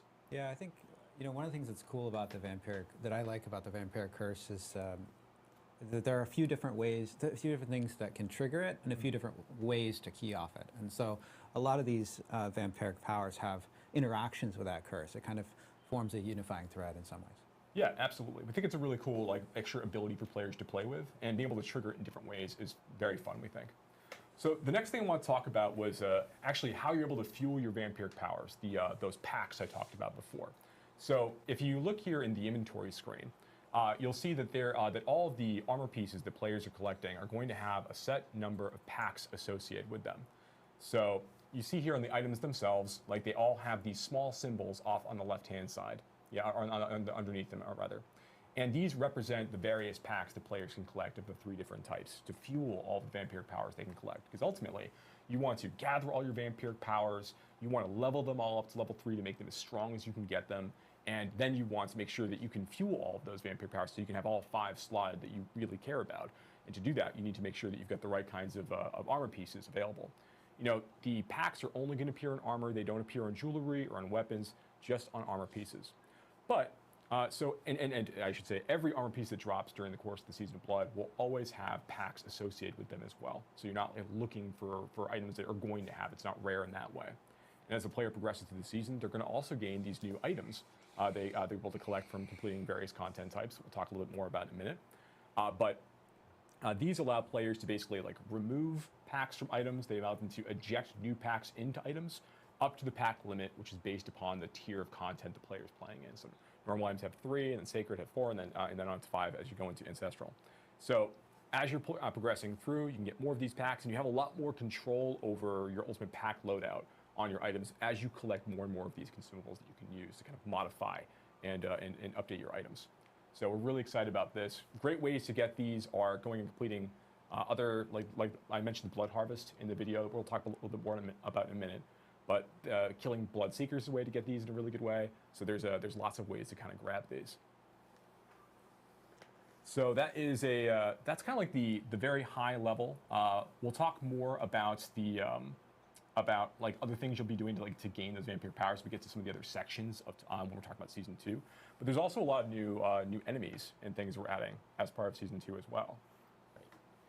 So as part of Season 2, we actually added a bunch of new monsters. Lord Zier has a ton of different minions that will be all throughout the continent. First, we have here our shadow vampires. These guys are not your typical flavor of vampires. They have a bunch of really cool new attacks. You'll see them all over the overworld. You'll see them in a variety of dungeons. Paired with these guys, we also have our blood skeletons. These guys are kind of similar to our regular skeletons, but they also come with new attacks that allow you to have new counterplay and techniques in order to defeat them and get around them. So be prepared for that. Yeah, they have like a little bit more area denial baked into their kits, right? As you're fighting some of the blood skeletons. Yeah, you definitely want to watch where you step, like when you're engaging with these guys. Yeah, and the vampires have like these cool things where they occasionally drop these like giant like heart-like lumps on the ground, and sometimes they'll be able to trigger shields off of these things. So you kind of like change your target priority as you're going through spaces where you have to fight shadow vampires frequently to make sure that you're knocking these things out to prevent those shields from being applied. So yeah, there's some cool things to react to as part of this. But of course, that's not even the only creature, right? Because there's the man himself, right? Yeah. So we also have Lord Zier. Here he is on his throne. Brooding. Yes. He is the mastermind. You will be facing off of with him throughout the season and during the end of the season. He is our big bad evil guy, and coming along with him are his lieutenants, the Bloodseekers. Oh yeah, the Bloodseekers. So Bloodseekers are really cool. So Bloodseekers are a new idea in Season 2, and the concept here is that like as the player has been is sort of protected a little bit by Lilith's blood in this way, that they're not able to be controlled by Lord Zier after they contract vampirism under his in his forces. There are other heroes who've gone out there that don't have that same level of protection. Who've gone out there trying to stop Lord Zier, trying to stop the vampiric advances. And they have fallen victim to the blood cults and to Lord Zier's forces that way. And for those characters, now you've got vampiric sorceresses, you've got vampiric barbarians, you've got these blood seekers out there looking to kill you, the player. So as you're progressing through, you'll be dealing with enemy rogues, you'll be dealing with enemy druids and necromancers as you're playing, and dealing with their specific like spells and kits that we've created for the season for players to interact with. And honestly, finding Bloodseekers is great because these guys are just blood bags. You know, they have a really, really good chance to drop potent blood. And potent blood is going to be the currency that you're going to be collecting through the season. They'll be able to use to basically upgrade powers that you already have, your vampiric powers, and unlock new ones that are available through the vampiric power UI. So really, whenever you find Bloodseekers, you want to take them out because they are, first, they're pretty fun to fight, they're a little challenging, but they also have the ability to give you big upgrades for your vampiric powers. And they can jump you too, right? So like we make sure like, Bloodseekers are, you'll find them in the world, particularly like in Blood Harvest. We'll talk about that again. I keep saying we'll talk about things in a minute, but there are lots of chances to get them, to fight them in Blood Harvest. But you can also find them in dungeons and stuff too, right? Yeah, so you can see them in the overworld, but they will also invade you in dungeons, so don't let them catch you slipping. They will be all over, finding you when you least expect it. Yeah. So you just, as you're passing through a dungeon, you will have a barbarian jump on you, whirlwind, they'll be all trying to slow you down, right, and causing problems. Yeah, very, very fun. So yeah, a lot of new enemy types as part of the new season. So then I guess next thing is, finally it's time to talk about Blood Harvest. Yep. Yeah, okay. So I mentioned before that Lord Zir is taking over Sanctuary, and Blood Harvest is really the way that we're representing that. Starting right at level 1, you'll find that Lord Zir's minions have taken over broad swaths of the 5 zones in Sanctuary. And it's going to be filled with like his minions out there trying to like drain the blood from a variety of different people. There's that emergency alert. There's that emergency alert we talked about. There we go. Right. Now everyone gets to experience this together. And my phone as well. So while these events are active, or rather these activities are active, you'll find Lord Zir's armies like taking a nap, but now I got you. Taking people hostage. Yeah, I'm about to take a nap myself and just after this stream. Areas where there's but thank you like new propping and there's for new running creatures. me. There's lots of things to do as you're kind of going through this. So what's the difference between Blood Harvest and Helltide? Sure, there's that's a great question, Antonio. So obviously there's some similarities to the way that things are working in Helltide. The difference here is that first of all, it's available right away at level 1, as you're progressing. But also, while these events are active, there's always a Blood Harvest active across Sanctuary at any given time. Like when a Blood Harvest ends in one location somewhere in Sanctuary, a new one's going to pop up as Lord Zir's forces now move to a new location. And one of the cool things about Blood Harvest that's a little bit different than things like Helltide is that as you're kind of going through and playing, you're going to be earning a couple of new materials that you don't get elsewhere. And that is, you're going to be able to earn Bloodlures, which Bloodlures that you'll be able to use to basically like bait Bloodseekers to come to you, to be able to fight packs of them as time goes on. And you're also going to be earning these vampiric keys you can use to open like prisoners like cuffs, to be able to open vampiric caches and other things out in the overworld. And one of the cool things about this is that these materials that you're collecting, these currencies that you need to kind of like do some of these activities, these don't disappear at the end of a Blood Harvest. So as you collect them, they stay with you from that point forward. So there's not limited progress in that way. Yeah, here's an example of a player going and using Bloodlures to summon a few of the Bloodseekers in combat. So yeah, and then whirlwinding accordingly. But so that's a couple differences. And the other is there's actually another new feature that we're adding in Season 2, which we're calling right here, it's called Hunter's Acclaim. And as you do things in the Blood Harvest area, as you're killing Bloodseekers, as you are freeing prisoners, as you're completing new Blood Harvest-themed whispers that are also going to be active in those areas, you're going to be earning Hunter's Acclaim that will allow you to basically go and earn a number of other rewards. Some of the vampiric powers that you want to unlock for your character are available through the system, a few of them, and then there's lots of like potent blood you can get from the system, and then also gear as well as you're progressing through. So there's a bunch of different stuff in here for players to do. It's we're really excited to see how they level up in this experience. And the Blood Harvest occurs in addition to Helltide, right? Once you progress up into the higher world tiers, you'll still be seeing Helltides. That's absolutely right. You'll still see Helltides as well, but you'll also see higher level Blood Harvest as you get into like world tiers 3 and 4. Awesome. So we got a lot of information here about Season 2, but Season 2 also has some other components to it that actually are beyond even just like seasonal stuff. Like, and I know people may have seen in the video the discussion that we quickly brought up like before the stream actually started, which was about the new bosses that are being added in. Can you guys kind of walk through like what the new endgame boss system is going to be for players that do want to kind of experience that? Yeah, absolutely. You're right that first and foremost, this is content we're adding to the Eternal Realm as well as the Seasonal Realm from this point forward. Yes. We're continuing to add more activities like this as time goes on. But there's actually, I think I have a handy dandy chart, a very designery chart We to have a great show, to help players understand kind of what we're talking about here. So what you see here is the way that we kind of look at the content progression of Diablo 4, the way the players are playing through the experience, the sorts of activities they engage with as they play at So various that's like in stages. season 1, right? Yeah, in pre-season and season 1. Yeah. So yeah, you can think of it in that way. Yeah, our 1 to 50 experience, obviously you're leveling up initially, maybe you're going through the campaign for the first time, you're progressing through, eventually you get out of World Tiers 1, 2, and get into World Tier 3 after you finish the capstone. Here you get to do, you have higher level whispers to do, you get exposed to Nightmare Dungeons for the first time, you get exposed to Helltide for the first time, World Boss get a little bit tougher, Legion events get a little bit tougher, and we're making some changes there as well. And then eventually you get into World Tier 4, now you're getting your ancestral items, and you continue to move on through Nightmare Dungeons, and you continue on through Helltide until eventually you go and you confront Echo of Lilith, potentially, if that's one of your goals for yourself, and you try to take her out. So that's kind of like what we had in place right at launch, not even thinking about Season 1 necessarily, but that's like what the end game sort of looks like. It's a lot of Nightmare Dungeons, a lot of Helltide, right? And we've heard a lot of feedback from players, and also from our experiences playing the game, that players are looking for more milestones, they're looking for more goals, they're looking for more like things to farm, ways to make their characters powerful. So there's some big changes we're making as part of the Season of Blood, and we can show that here. So now when the player gets into World Tier 3, there's 2 new bosses for them, or 1 returning boss for them to go and engage with.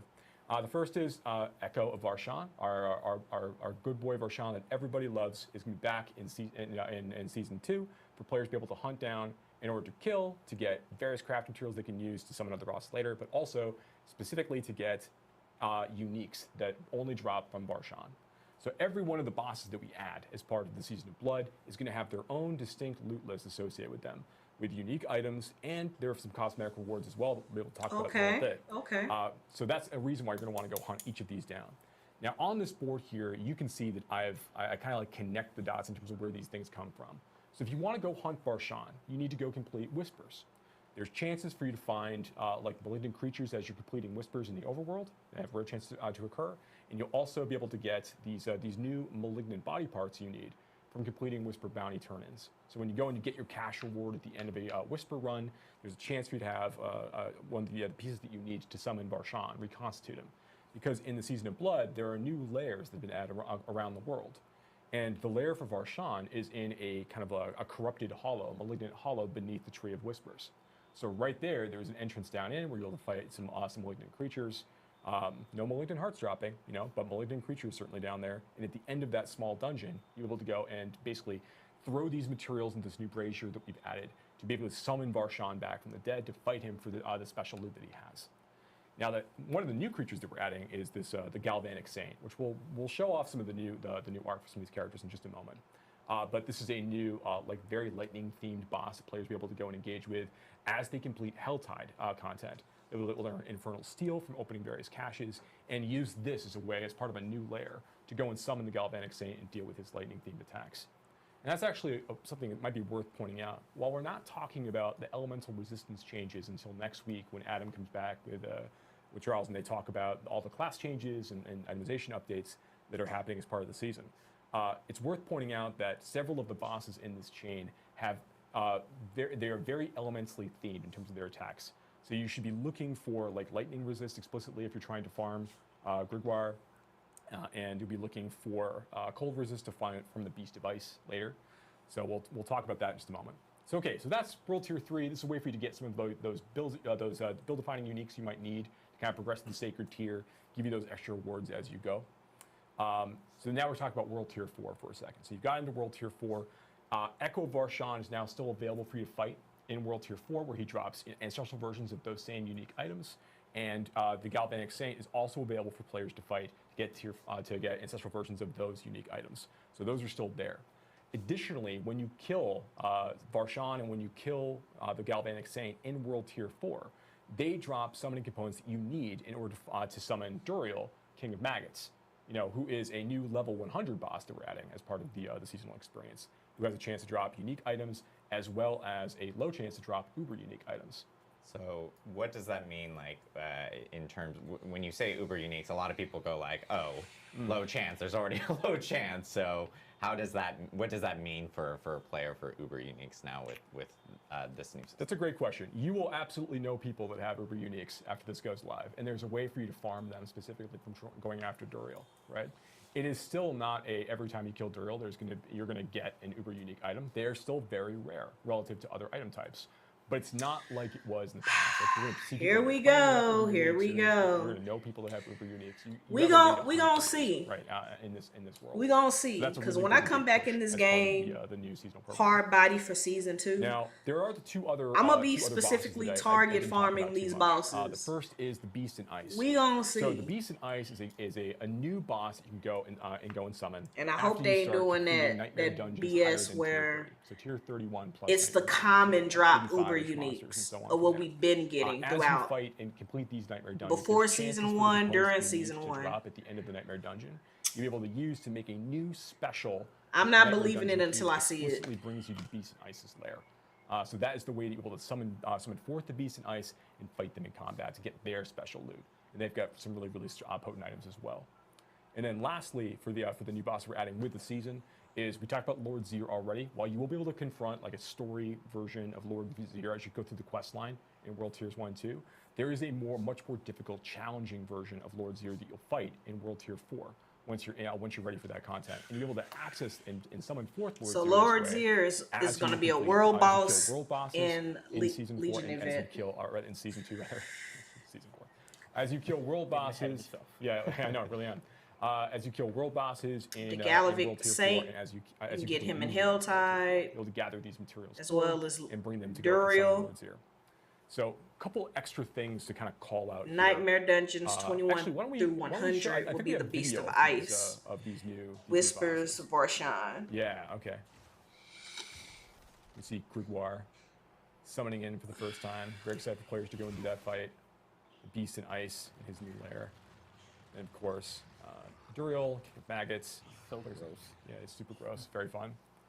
So yeah, these three we obviously still have Lord Zir. We just don't want to show off the boss fight just yet, but you know you'll get a chance to go and obviously fight a version of him in the quest line and a much more difficult version of him later. But one other thing worth calling out as part of this, the materials that players are going to be collecting to use to summon forth these bosses. There's a couple advantages. First, if you've got friends, you can try to farm these components up together and use that as a way to more quickly access these fights and get more chances and opportunities to get some loot off these bosses that you're looking for. But you can also trade these materials between players as well. So if you've got half the things you might need to summon Varshan, but you don't have the other half, you can go on trade chat and try to find the remaining components. You know, spend the gold necessary to like maybe exchange for those things, and then go more quickly summon the boss, the enchanting items and other things as you go. Exactly. Make friends. Yeah, make friends for sure. Yeah. And you said this before, but all 5 of these bosses have unique loot tables. Yes. That have specific uniques on them that you can target. That's right. So if you're looking for a particular unique item in the game, and we've added a lot of unique items in Season 2 as well that also can all appear on these bosses, you know, you will be able to you will know the sorts of bosses you're looking for in order to farm for those items. Right, so if you're looking for something, there is a boss that's going to drop it. You know what you need to go target farm and try to get those items. Yeah, and what we're seeing here is just like some of the kind of like almost exclusive like items that you can find off of some of these bosses that within the 5 of them on their drop tables. But then like Joe and Joe have mentioned, you can find unique items off of them. And Uber Duriel has the opportunity of dropping Uber uniques.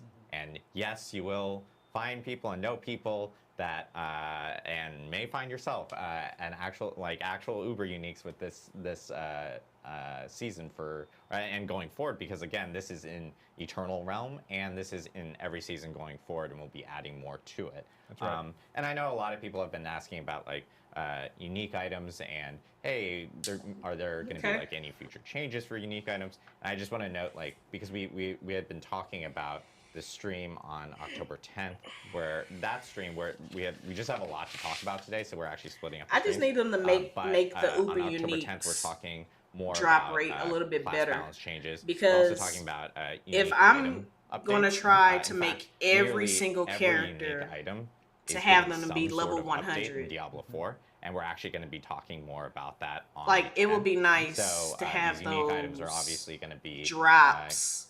you know, big The things drop to actually rate kind of up hunt there for a little bit players better. when they are fighting these specific bosses. So there's a lot of stuff to talk about So today. the next, We'll have more the to next talk about one on the 10th. is And on of the course, we're 10th. also going to be talking about Resistances more on the 10th with Adam Jackson. A And, week before some of the damage bucket season 2 changes. goes Like, live. I know we It's have gonna like be the next crit, one. vulnerable, Okay. and overpower damage that's also getting kind of adjusted and tuned, kind of what we mentioned in prior streams. So that will all be happening on the 10th. But we got to hear a little bit about the bosses here. Now we do want to talk about some of the gameplay updates and some changes that are coming to Diablo 4, which is a huge list that we actually do have. Give me the So quality it's of gonna life take us updates. Be prepared. We got a lot of slides and a lot like I to said, discuss here. But they talked a big game we for do wanna season kind of 1. jump right into them. Season so 1 we was can kind of get through horrible. all of them for sure. And a lot It of was this, so I do bad, wanna, at like, least for preface, me. a lot of I this is skipped based through off of things we've heard within the the community, storyline. community feedback, and also just changes that we most definitely wanted to make to the game to make And a then better with that experience for patch players, that they had put especially out, as we were going through preseason and season 1. So I had to stop playing the game Joe, for an you wanna awful. kick us off? After grinding over so we can see 500 we're talking about hours in that Scrollscape game, here. I just wanted to mention we were seeing some of the and then images playing some of the season mount 1, and some of I those, just stopped some of those playing it. item art. Oh yeah. Those are also new cosmetics that are exclusive to. And it'll be the you can same get thing with from this one. farming, I'm gonna play season That's 2. correct. Yes, these are If I'm not exclusively happy from with the it, various bosses that I'm we're gonna talking grind my about. battle pass and then be like, whoop. And these will Try again for when season we say 3. eternal and seasonal, we mean that these are. Hopefully gonna they'll persist, get their stuff together by then. persist beyond But season I'm 2. hoping That's correct. Yeah, they these done bosses got aren't their gonna go stuff away together very for soon. season We want 2. to add more things for players to do once they get into these. Especially with all these games that recently came out, like Starfield, Baldur's Gate 3, which I'm playing right now, you guys. More interesting activities for players as they get into World Mario Tour, Wonders especially that's with coming the out this especially. month. Make sure there's Like more fun things for players to do. Blizzard, y'all better stop More playing. in-game. Yeah. All right, let's talk about Scrolls of Escape. It's been a little while coming, but Scrolls of Escape will now be consumed automatically if you disconnect while you're in combat. Because this is a consumable item, we feel pretty good about the case where people are, disconnecting on purpose. You're still going to consume that item. So there's not a lot of people. There's not people disconnecting on It all purpose. sucks to die to a disconnect. When people disconnect from the game, they incenses, which are the party. That's probably version gonna of elixirs, of course. pee off a lot of people. Will now grant a bonus to experience, and they will persist through death, so it'll be more useful. Now this is a big one. We have a bunch of different experience changes that we're going to go over here. You're going to see a few different references to different experience changes. One of the things, and if you're playing Season 1, you'll notice that we did make some adjustments to experience in Season 1 as well. That's sort of, all this is sort of coming together with some changes to how experience is calculated in terms of which things are multiplicative. So the way this will work is, in general, you've got different kinds of experience bonuses. So you've got maybe a bonus from incenses that we just added, for example. You've got other experience bonuses maybe from seasonal blessings. These are going to add together in a bucket and then be multiplicative with your World Tier bonus. This means that these experience bonuses will be much more impactful Just show us the in numbers. Season 2 than they were in Season 1. In Show fact, us the numbers. I don't trust cumulatively, you. as I said, there are a number of different experience bonuses here. And cumulatively, your time, if compared to Season 1, your time to get to level 100 is going to be 40% faster. Yep, about 40% faster. 40%? Than it was in Season Season 1. Yeah, Yeah. in Season 2. Okay, we're going to see. Why would we do that? Well, we found that Season 2 is really about, we just talked about all of the boss changes that add more content to do as you're leveling up. Look, it ain't even about that. If you want multiple people to play multiple characters throughout the season, since I've started Diablo 4, I've been a rogue specialist. But obviously, I want to create me a necromancer. I want to play a barbarian. I want to play a sorcerer. I want to play the different classes. So if you have somebody that is going to be hardcore dedicated and just grinding up the game and, switching off after we reach 100 on one character, after we done got all the sticky for that character, for that build, yeah, I would love to go through the season again on the other characters. It just makes sense. But I also get it. There's also the hardcore people. And, for them, like, heck, let them go and make them a hardcore core character. But for the verbiage and words that they can't use that I can use, like for the casuals that's going to be casually playing through the game, for the average person that works a 9 to 5, they're not going to really have a whole lot of time to invest in a game versus somebody like me, a content creator, or a stay-at-home father, stay-at-home mother. Like, the mass majority of the player base is, unfortunately, is the casual player and the person that works 9, 10, 12, 14, 16 hours a day. They're not going to have time to put a whole lot of time into the game like that. We also want players to be able to get to level 100. It's a goal that many players set for themselves, and it should be an achievable goal. And so It should be. We saw that there were some players who were getting frustrated. You maybe get to level 75, and you're like, I want there to be more things to do, and this is feels like it kind of slows down. And we really wanted to smooth that over and make the process of reaching that goal and getting to the end of the season journey feel like an achievable goal for all our players who invest time in the season. And of course, along the way, you're going to be having a lot more cool stuff to do with all of the boss ladder stuff. Yeah, that's right. Yeah, these good changes. I'm very excited about this. So, as I said, we'll talk more about other changes to experience as we go through this. But moving on for the moment, when you skip the campaign to jump into the world, as many players do at the start of a season, you're going to have more waypoints that start unlocked compared to previous seasons. That means you don't have to do quite as much running to unlock waypoints as you're going. This isn't every single waypoint, but it's key strategic waypoints that are related to places that you want to go and are centrally located. Yeah, make it a little bit easier to get around to like whispers that are in rotation as you're like leveling up your character initially. Yeah.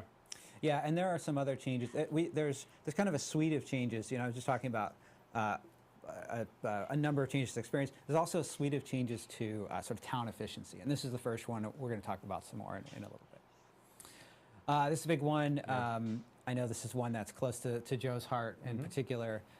Renown rewards will now persist between seasons. So what this means is that when you create a new character in a season, you can still earn renown. You can still do side quests if that's something that you enjoy doing. You can go and do strongholds. You can do all of those content types. But all of the rewards that are associated with renown will persist. So if you had, and you don't have to, you're not going to have to log in on a different character or anything. Like any reward that you've claimed, if you claimed it in preseason, on Eternal, in Season 1, on any character, you're going to have that reward automatically when you create your new character in Season 2. And this applies to all of those obols. It applies to skill points, potion upgrades, all that stuff. Yeah. It's just nice to be able to start a new character and not feel like you have to go do every single side quest over again to get all of the stuff. Yeah, and this is something it's a really good point, Antonio, because when we are talking about these general improvements, what these came from is a lot like us, the dev team, playing the game, and I think Joe mentioned this before, but it's really important. Playing the game and they then reading finally feedback played from their players, doggone feedback game. on social, feedback from videos. Because y'all have already been getting the and feedback really from the looking at, content what are creators players and asking for? Where are their places just where the we can make community game in more fun? general. Because, But we it talked, wasn't back in until they season one, played their our goal own is to continue doggone making the game. more fun for players, right? And so this is really started getting frustrated sort for of the even result you of that. guys too, huh? Yeah, absolutely. I think making sure that players have Crazy. more You choices see how when that they log works? into their Play your single game. character, right? Play They your don't have to own pick up game. this and you will to find press your own goals and problems like to continue to fill out fix. their renown in order to play optimally for the season. Golly. I think it's gonna be really, That's really healthy crazy. and good for the experience. I'm really excited for players to be able to like just be able to carry these things over with their characters. Now, you're not going to need to log in like you did last time when we made changes in the past. Now, like after you've claimed these rewards on a previous character, you're just going to have them on the future characters. That's right. Yeah, and I was going to say the.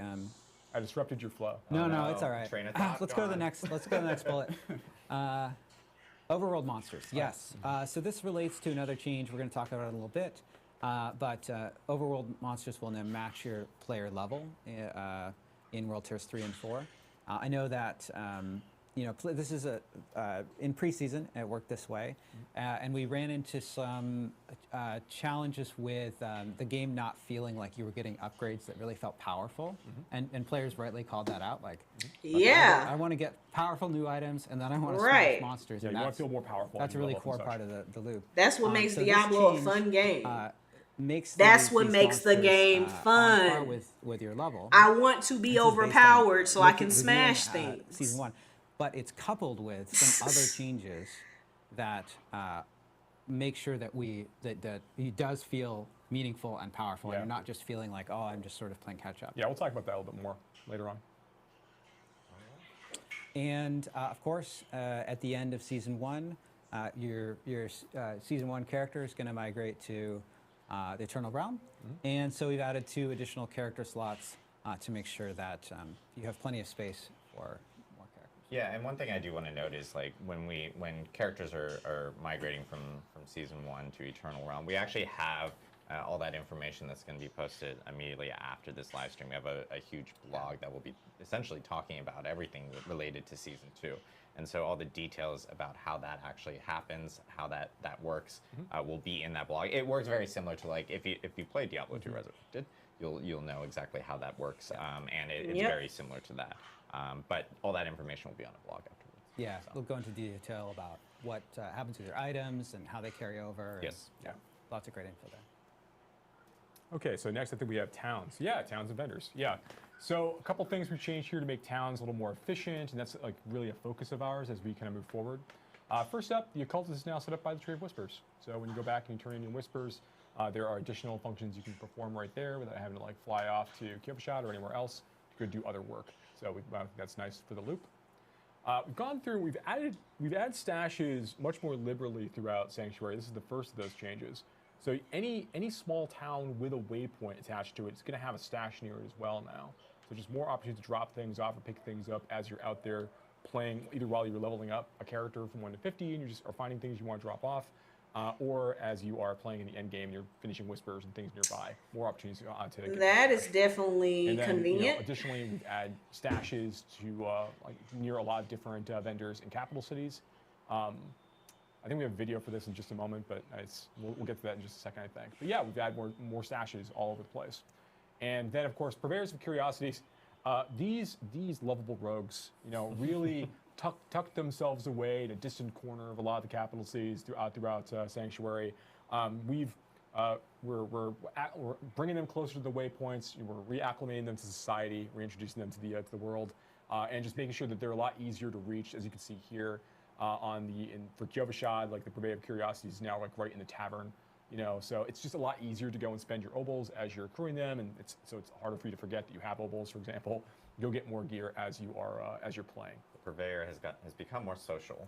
Yeah, become more willing to like integrate with the rest of the people in town. Yeah. It's like he realized his shady dealings aren't actually going to get punished by anyone, so he just might as well do them out in the open. Yeah, the law is a rough construct in many ways in Sanctuary. So in this way, that they're back in the good graces. And I know, like because we've heard from players like, hey, spending time. They spend a lot of time in town. Obviously, like if they're going to be at the blacksmith or We at the spend a Purveyor, lot of time in town.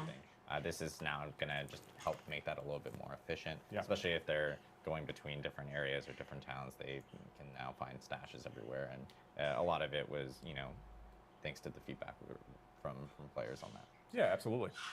All right, cool. So I think that's about it for towns and vendors. There's plenty more stuff to talk about. Yes. Want to talk about mounts? Yes, we should talk about mounts. This was something that we talked about before. This is something that Mr. Joe Shelley had posted on the platform known as X, formerly known as Twitter. Did he make a post He made X. a post, not a tweet. Not a tweet. That's a a different thing. post. Yeah. And we've had a lot of people ask about this ever since that post, and we mentioned that it'd be something that's coming in season 2. So do you want to go through all our changes coming from mounts? Yeah, let's take a look at it. The first off, there are a number of changes to mounts, but I want to call out that the one that players and we feel is the most significant here is just that they're going to get stuck less, right? So when you're trying to turn your mount like in a tight corner, or you're trying to navigate through a narrow space, the mount is going to much less frequently come to a dead stop or slow down dramatically. And part of that as well is mounts can jump over regular jump traversals just like your player, but we're a little bit finicky about it. They were very finicky. I think some people didn't. In practice, they didn't always. They were a little bit too scared of jumping over a traversal. So we fixed that. It's much more smooth now. So a lot less dismounting as you're traveling around the world. We also increased the base movement speed of mounts. This means that traveling on your mount in town, for example, will be faster. We didn't increase the top speed of the boost, so the maximum boost speed is still the same, but your base movement speed unboosted is going to be 14% faster. We also made a change, and this is one that players point out. We have sort of a cool. I think it's like a very cool system for allowing the mount to have analog control with the mouse and keyboard. But the consequence of this is that it was sort of finicky. You really had to have the mouse cursor at the edge of the screen to get full speed. And if you had a little bit farther away, you kind of felt like, well, am I actually at full speed? So you really felt like it has to be at the edge of the screen at all times. Because of course, when you're riding through the world, you want to be going as fast as you can, right? Mm-hmm. And so we made a change here. We didn't remove. Some players have suggested just make it binary. I should be at full speed all the time. But we made a change that makes it.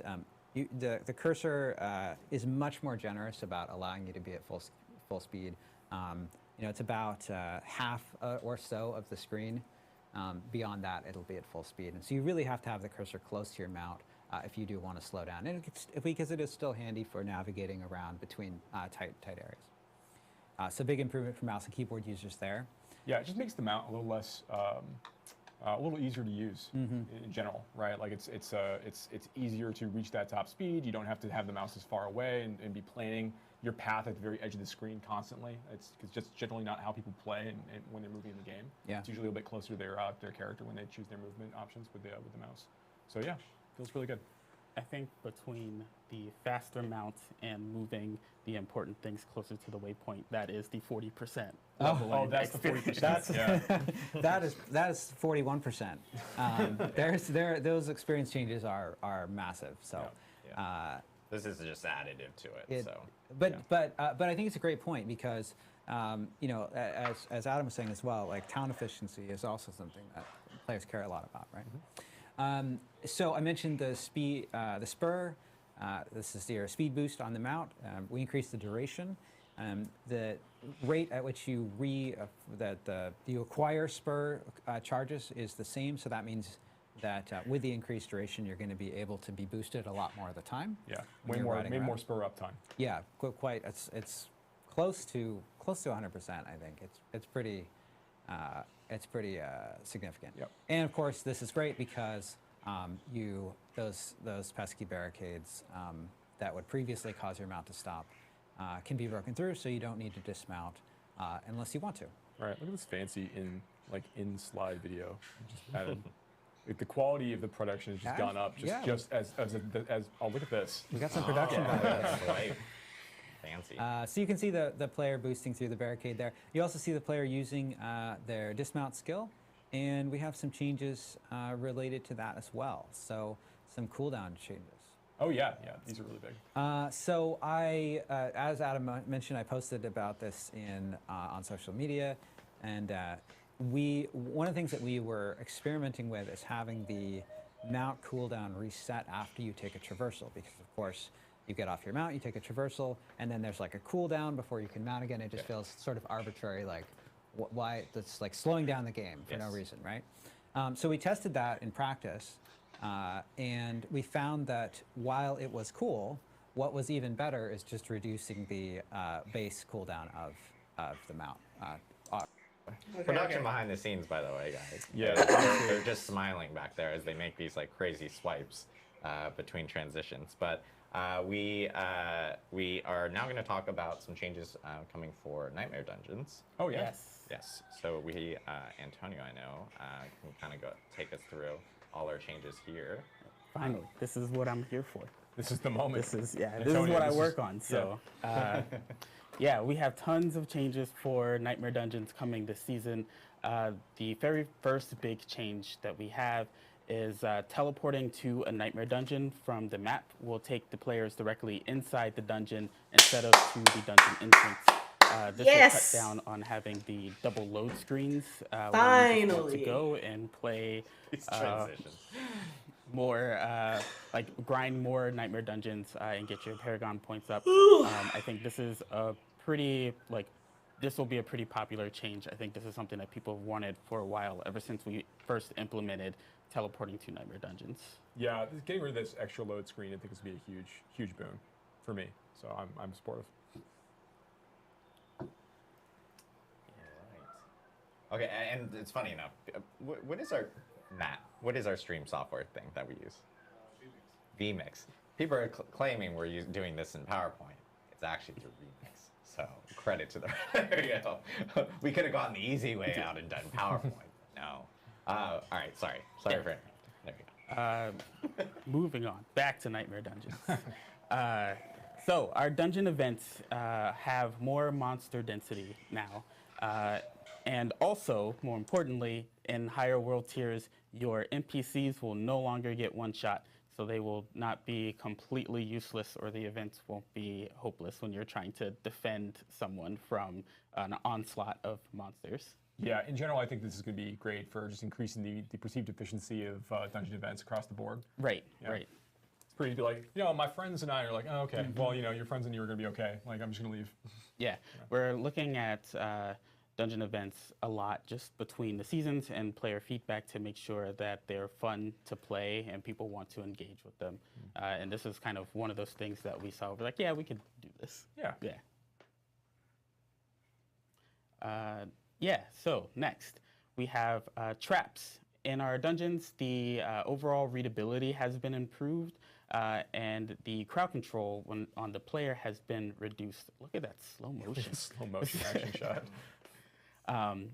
So it will be easier to see these, and more importantly, when you do get hit by them, you are not CC'd long enough to where you will just instantly die all the time. Yeah, and I want to call this out so players. I want to make sure players are not confused about this. We're not just talking about CC on the traps, right? Right. We're talking about just CC across the board from monsters. Just in general, like your CC time will be decreased. Yeah. So if I get stunned by a vampire knight, I'm going to spend less time CC'd.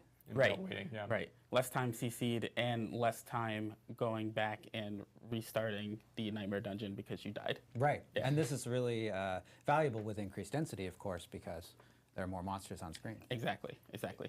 Yeah, there's a pretty extensive amount of changes coming for CC. So when players get a chance to check out the patch notes and everything, they'll see the full run through of all the changes that are coming up for CC. Yeah, very cool. All right. Instant what else we replay got? quality footage. Yeah, I know. I do love this footage. I can't get enough of it. Yep. Oh, fragments. Interesting. I wonder what those are. And also, our Paragon glyph experience has been increased. This sort of falls in line with like the 40% faster leveling to 100. You also will get your Paragon glyphs leveled a bit faster, so that as you are leveling up, your Paragon scales effectively with it, and you can feel more powerful faster. That's it though, right? Oh no, wait, there's a whole other section. No, there's more stuff. Oh, okay, well then sure. You can't Talk have about... nightmare dungeons without the afflictions, That's right? true. Talk about afflictions. So we have a number of changes to some of our afflictions. We are constantly looking at these and evaluating player feedback. The first one up that I have to talk about is backstabbers. So what it used to be was when a monster attacked you from behind, it just did a set increase in damage, which led to a lot of cases where players were getting one shot, right? So we changed this so that the close monsters attacks from behind will now cause you to become vulnerable, and then that vulnerable damage that you take is increased on a scaling metric. So the higher the dungeon tier, the more damage that you will take. This gives you a little bit more opportunity to have a bit of counterplay. It's not just all of a sudden you're dead. You can play around this. You can react to it. If you manage to make a mistake, it's not the end of the world. You can strategize and pivot so that you don't end up just immediately dying. Yeah, I mean, that vulnerable condition there does give you that opportunity to sort of see, actually, look, yeah, my health globe is cracked now. Yeah, okay, I need to be more careful as I'm getting hit, because the creature can do a lot more damage to me while I'm in this state. Right. For monster critical resist, now the monster attacks reduce the damage of your critical strikes for 3 seconds, and then this also scales by the dungeon tier. So now once again, if this happens to you, you have the opportunity to play around it, and it's not just completely nerfing your damage the entire time. Yeah, I mean, people would avoid this one, this affliction particularly, because it was a massive reduction in damage overall, because you didn't have any control over it either, right? Right. And just in general, what we want to avoid are afflictions that are instant salvage, right? We don't want you to look at your sigils and say, oh, I don't want to play that, and then just toss it every single time you see it. So this is sort of a greater effort to make this a bit more fun, so you can see it and know that it's going to be more difficult, but not unplayable. Right. Death Pulse. So we made some changes to Death Pulse. Now we prevent the Death Pulses from monsters that already have death explosions, like the lunatics. And we also prevent death pulses from spawning on top of each other or chaining with each other, so that you don't have to worry about an entire dungeon tile filling up with just death explosions that will one-shot you. This is such a great change. So many times the lunatic explodes, and I'm like, Yep. all right, Yeah. I'm all good. And then I run in and no, The there's lunatic more was bad explosions. enough. Yeah. And, yep, nope, we're good. There we go. Lightning Storm. Being shocked while in a bubble grants 35% bonus movement speed for 5 seconds. This is a change coupled with the other changes, where it only starts with when players are in combat, and it only starts when you have a direct path to the protection bubble. These holistic changes were basically implemented to make sure that Lightning Storm doesn't slow down your Nightmare Dungeon exploration. What we were seeing a lot was players wanted to get through the Nightmare Dungeons quickly, but when they had Lightning Storm, they had to stop, run backwards, go hide in the bubble, wait, then make up that lost time, stop, go backwards. Yep. So the movement speed bonus helps a ton because it helps you make up that lost time faster. And then these other two changes mostly focus on some of the more egregious examples where a traversal is in between you and the bubble and you can't get to it in time, Had to make or some for some lunch. reason it's Give just my a little son too his far lunch. behind you and it's difficult to get to. These will ensure that you know when the lightning storm is going to happen, and you know there is a way to get to the bubble. Yeah, that makes sense. And finally, Drifting Shade. The duration of the Drifting Shade has decreased from 5 seconds to 3 seconds, and the respawn time has increased by 2 seconds. So similarly to Lightning Storm, we didn't want cases where the Drifting Shade pops up and then players spend more of their time running circles around the Drifting Shade than they do focusing on completing the dungeon itself. So this should make it a little bit easier for the dungeons for you to be able to navigate the dungeons with Drifting Shade and not just want to avoid it completely. Yeah, that's great. More. Yep, more Nightmare Dungeon More stuff. changes to Nightmare Dungeon. So, this is, in addition to Nightmare Dungeons, this is also for our normal dungeons, but we changed some of the objectives for a handful of dungeons. You will see this in the Nightmare Dungeons for this season specifically, but we removed the objectives so that now when you go into the dungeon, all you have to do is really just go find the boss. You can focus on the critical path. There are dungeon events and other things going on that are optional, but if you want to go in and find the boss, you can just go in and go straight to the boss. So we're trying out this change. We're going to see kind of how it works with the dungeons that we've implemented it on, and we're definitely keeping an eye out on player feedback to see how they like it. I know Rax, who's watching, has a tear of joy sliding down his face right now after hearing that, I'm sure. And finally, for the pool of Nightmare Dungeons this season, like we do every season, we've went and evaluated the dungeon layouts, and we've redesigned a number of these. So for the ones that do have objectives, we've changed them to limit backtracking even further. But we also wanted to be conscious of making the dungeons just feel too linear. So we found a good balance where the player can engage in the objectives and the content without having to spend so much time running back and forth, which also contributes to the 40% increase to get to level 100. But as you can see here, here's one of the Nightmare Dungeons that we have for Season 2. In this first objective here, we had our elites that you needed to kill. They were kind of off in the wings, and it created these really bad situations where if you took a wrong turn and then you realized too late that you missed one, you'd have to go all the way back and track that guy down and waste a ton of time. So we moved these objectives to the critical path. So as long as you're just on the main path, on the main loop, you will encounter them. And even if you do make a wrong turn, the penalty for getting back onto the critical path is not that significant. So it's like just less downtime in between reaching these objectives.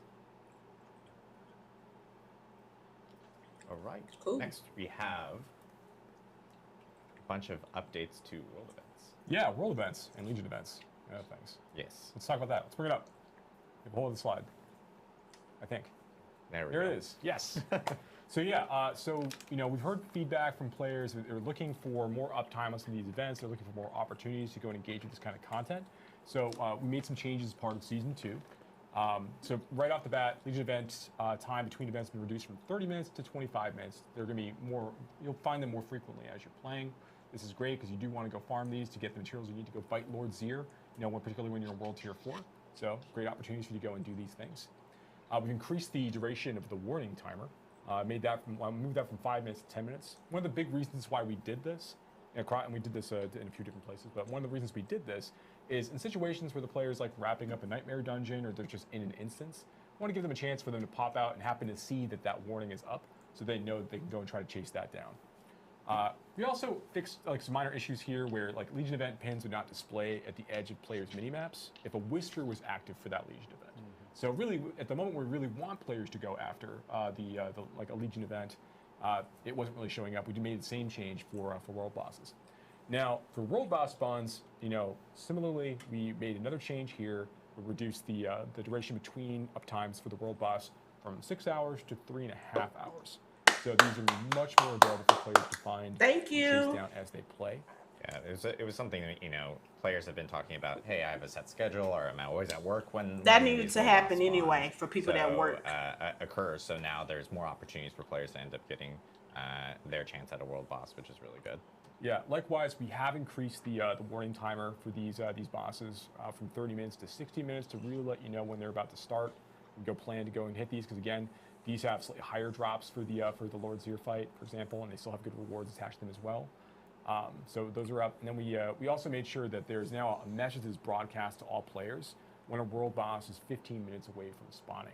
So again, doubling down, making sure the players are aware the world boss is about to kick off, so you don't have those situations where you just missed it because you didn't realize it was up. So we think these are going to be some changes that are going to help that quite a bit. Nice. All right.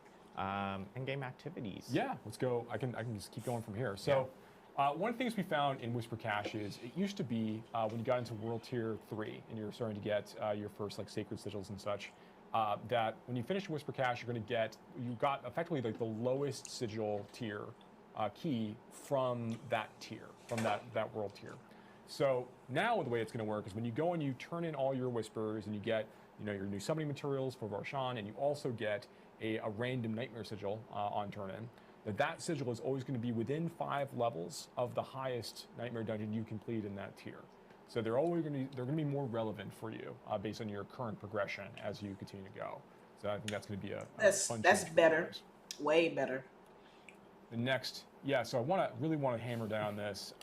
So gold rewards from Whisper Caches have been really significantly increased, greatly increased. Greatly increased. I'll believe it when I see That's why that. it's in a different color. We want to very much emphasize greatly.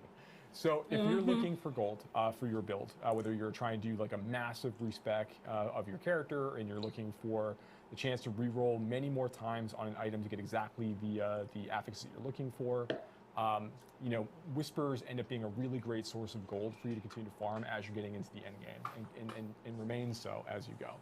So it's going to be a really, really big change for you to be able to engage with as you play. And then, so next up, so I know Joe already talked about some of the changes we're making to experience in other places. Here, we've also made sure that like Whisper turn-ins, for all your bounties and the Helltide caches, the XP rewards from those moments are much more substantial in this point. We're okay with the idea that like so basically that making nightmare it worth dungeons remain it a to really do great source your of experience for Whispers and your players. That's fine. Helltides. We want to make sure that Whispers and Helltide features in particular are brought up to feel that they are more competitive with Nightmare Dungeons. But now that there's also the addition of these summoning materials that you need from these content types, there are also other rewards, and then even gold from Whispers. There's other rewards you're going to be getting at the same time. So while experience from Whispers is really dramatically increased, be really great, particularly on the 1 to 50, as you want to use more Whispers potentially to level up than you have in the past. There are advantages, no matter which way you want to go. Giving people variety. And then, some minor things here. So Whisper Caches, we're granting items from that reward moment that weren't always tied to the item slot associated with the cache.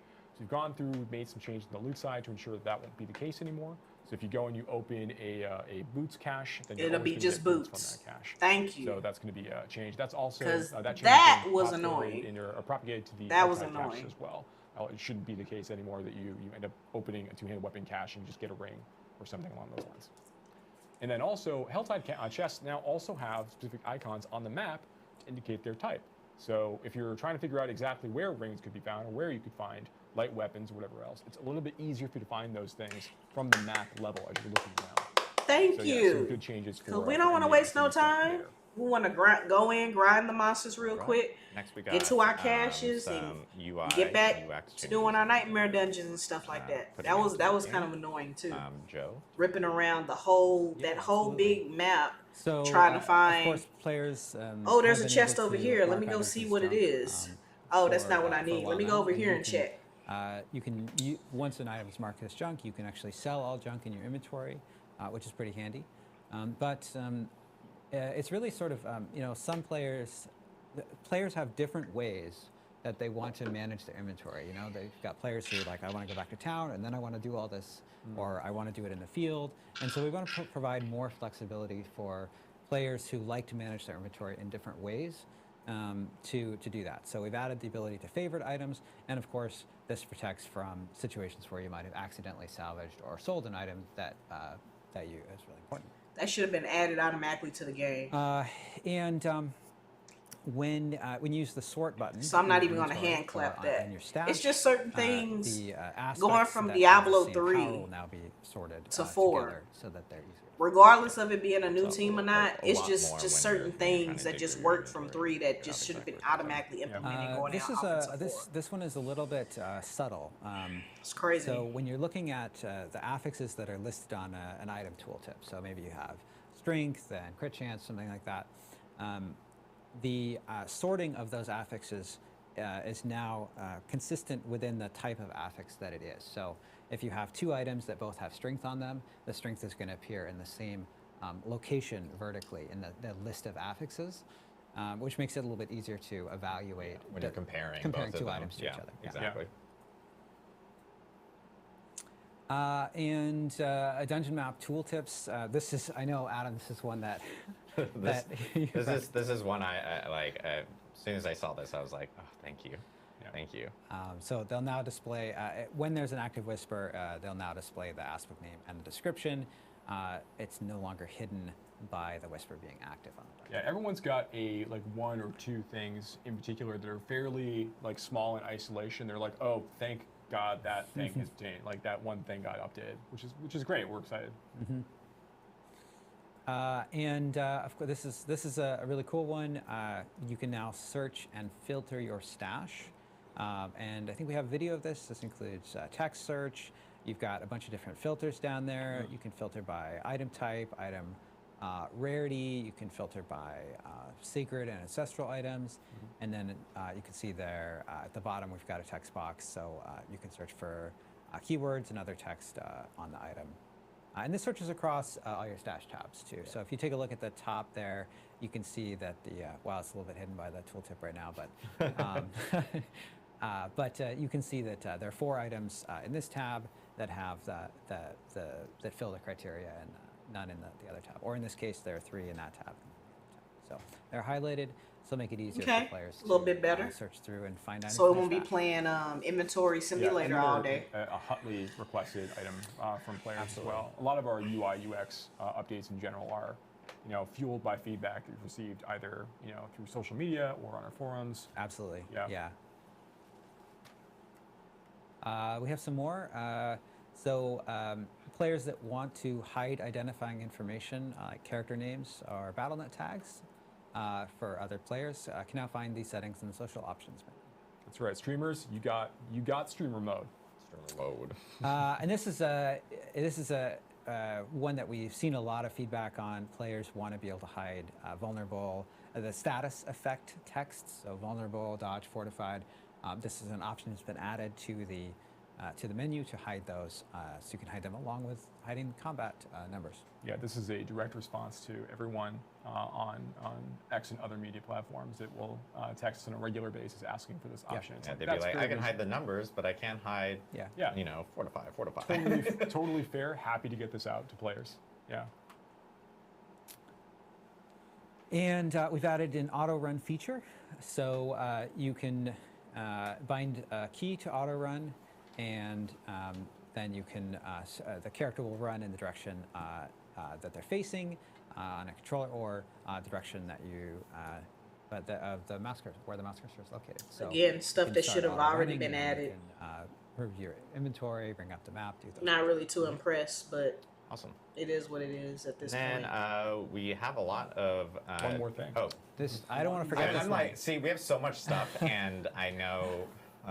I try to get ahead of myself. And Yeah, I'm like, but let's this go to one, the next section. this one is important. Antonio was talking about the improvements to Nightmare Dungeons to help navigate through them.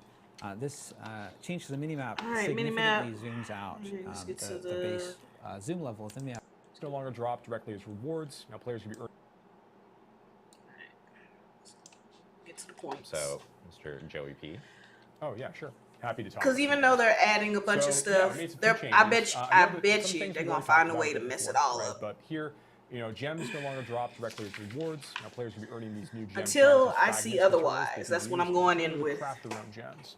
So basically, as you're wandering through the world and you're killing monsters, it seems like they'll do a good thing, and then as you play, they'll do something that's rather than having like individual items that go counterintuitive these to the stuff that they add. I'm just like, why did y'all do that? As you want to create gems, you can go back to the jeweler. But we shall see those fragments to create gems rather that will go into your inventory that you can then slot on items the way that you like. So it basically takes all of those gems that have been randomly appearing from completing events and opening chests out of your inventory, and gives you the option as the player to choose when you want to go and create gems that you need for your items. And just to make sure people are aware, like, of course, when you do create a gem, it does then appear in your inventory, which then allows you to then, of course, sock it into an item. But now you won't be finding all those gems out in the world that will fill up your inventory. Those will just appear as materials now.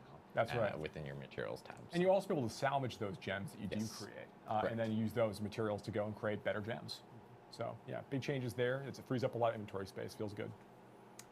Enchantment cost been updated. What a strange single line. What does that even mean? The ultimate. I want to see the numbers. Thing here What's that the I want to numbers? is enchantment costs overall have been reduced, but the way that works out is that your initial enchant cost is going to be a little bit higher than it is currently for your first enchant, the first time that you do it. And then the progression of the cost of that, of re-enchanting that item, is going to go up much more slowly over time, and it's not going to spike quite as quickly.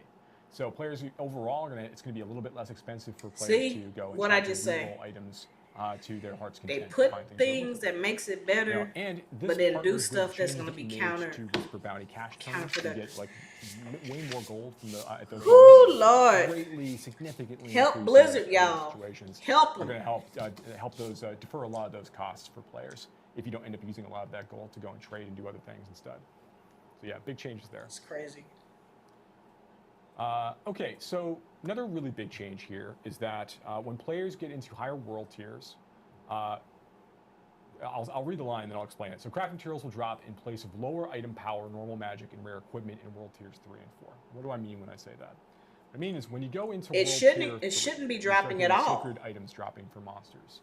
You will find that you will no longer be having normal items dropping for monsters. The only items that will drop for monsters in world tier 3 will be sacred in nature, their equipable gear. Right, so the instead, when you would have got like a rare item before, that is going to be you're going to get crafting materials that you can use instead, dropping on the ground. If you just go run over and pick up, as opposed to having that rare item in your inventory. Now, this is another one of the reasons why we made this big change, the Whisper Gold increase. We made some other gold increases as well, to basically offset any concerns that players might have about needing to sell off all of those typical rare items, as they're progressing through. Now, I will say that if a legendary item drops for you that is of normal quality that you could have got level 50, in World Tier 2, if a legendary item drops for you, that will still appear for you in World Tier 3. So that you're not going to be losing out on legendary items that potentially could drop for you in part of the experience. When you go into World Tier 4, only ancestral items will drop for you as you're playing. You will no longer see sacred items or normal items from that point forward. Once again, legendary and unique Thank you. In that case. Because that was annoying.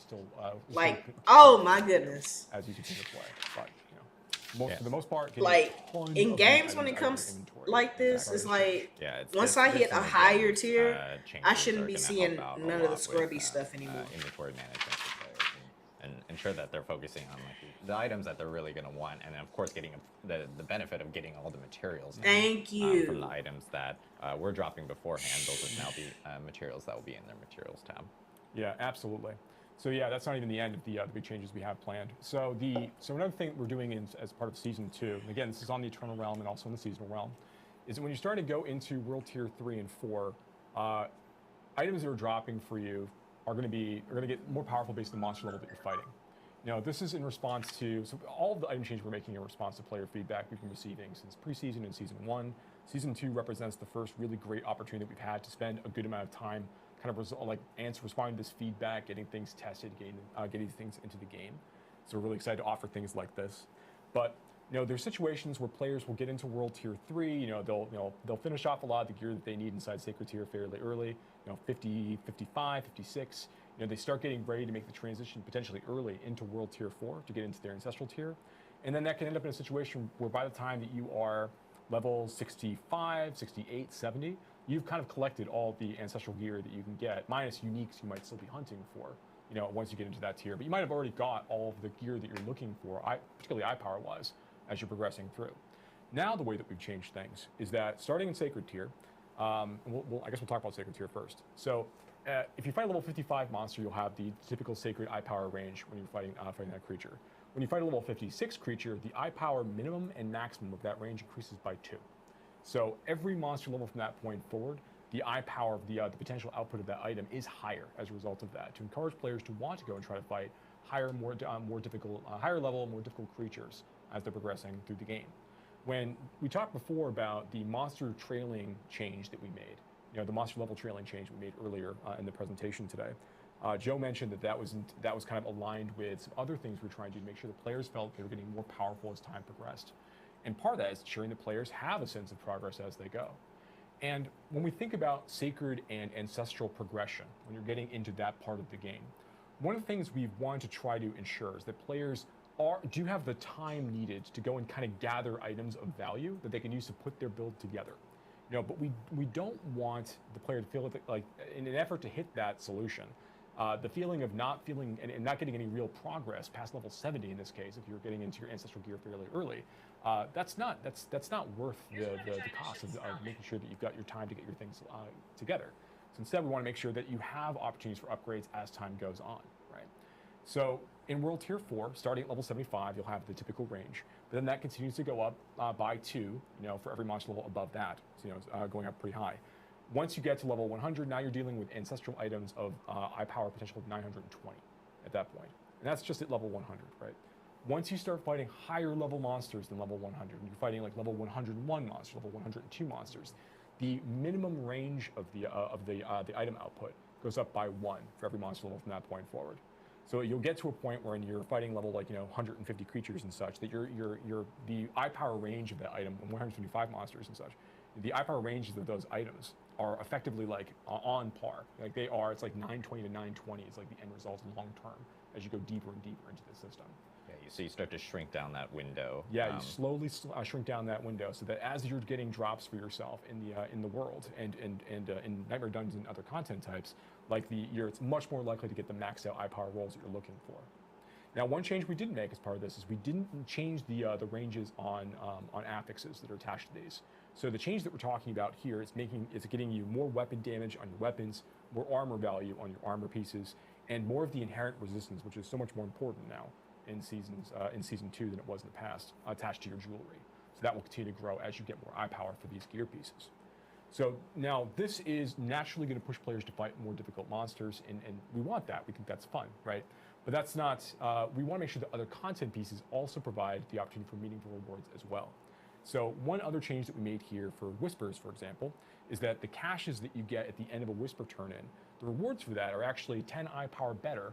We should say that they're 5 monster levels higher than what you would normally get, because usually rewards that you get from these caches are based on your character level at the moment that you turn these things in, based on the world tier that you're in. Now there's an offset, so you get additional item power value from the items that you get from that cache normally. And then, in addition to that, the upgrade caches, the legendary caches that can occasionally appear when you're turning in your Whispers, those are going to give you 20 eye power above what your level is at that moment.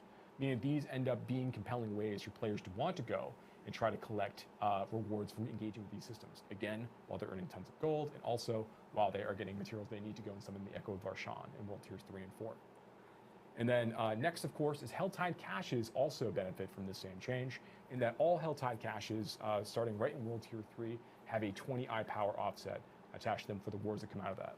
Now, a question that might get asked is, does that mean that that eye power value is going to go above the cap of what Sacred or Ancestral would normally provide? And the answer is no. So this does not mean that the very best items in the game are going to be delivered to you from Whisper caches and Helltide caches. Only that these changes allow these cache systems to provide meaningful rewards much longer into progression.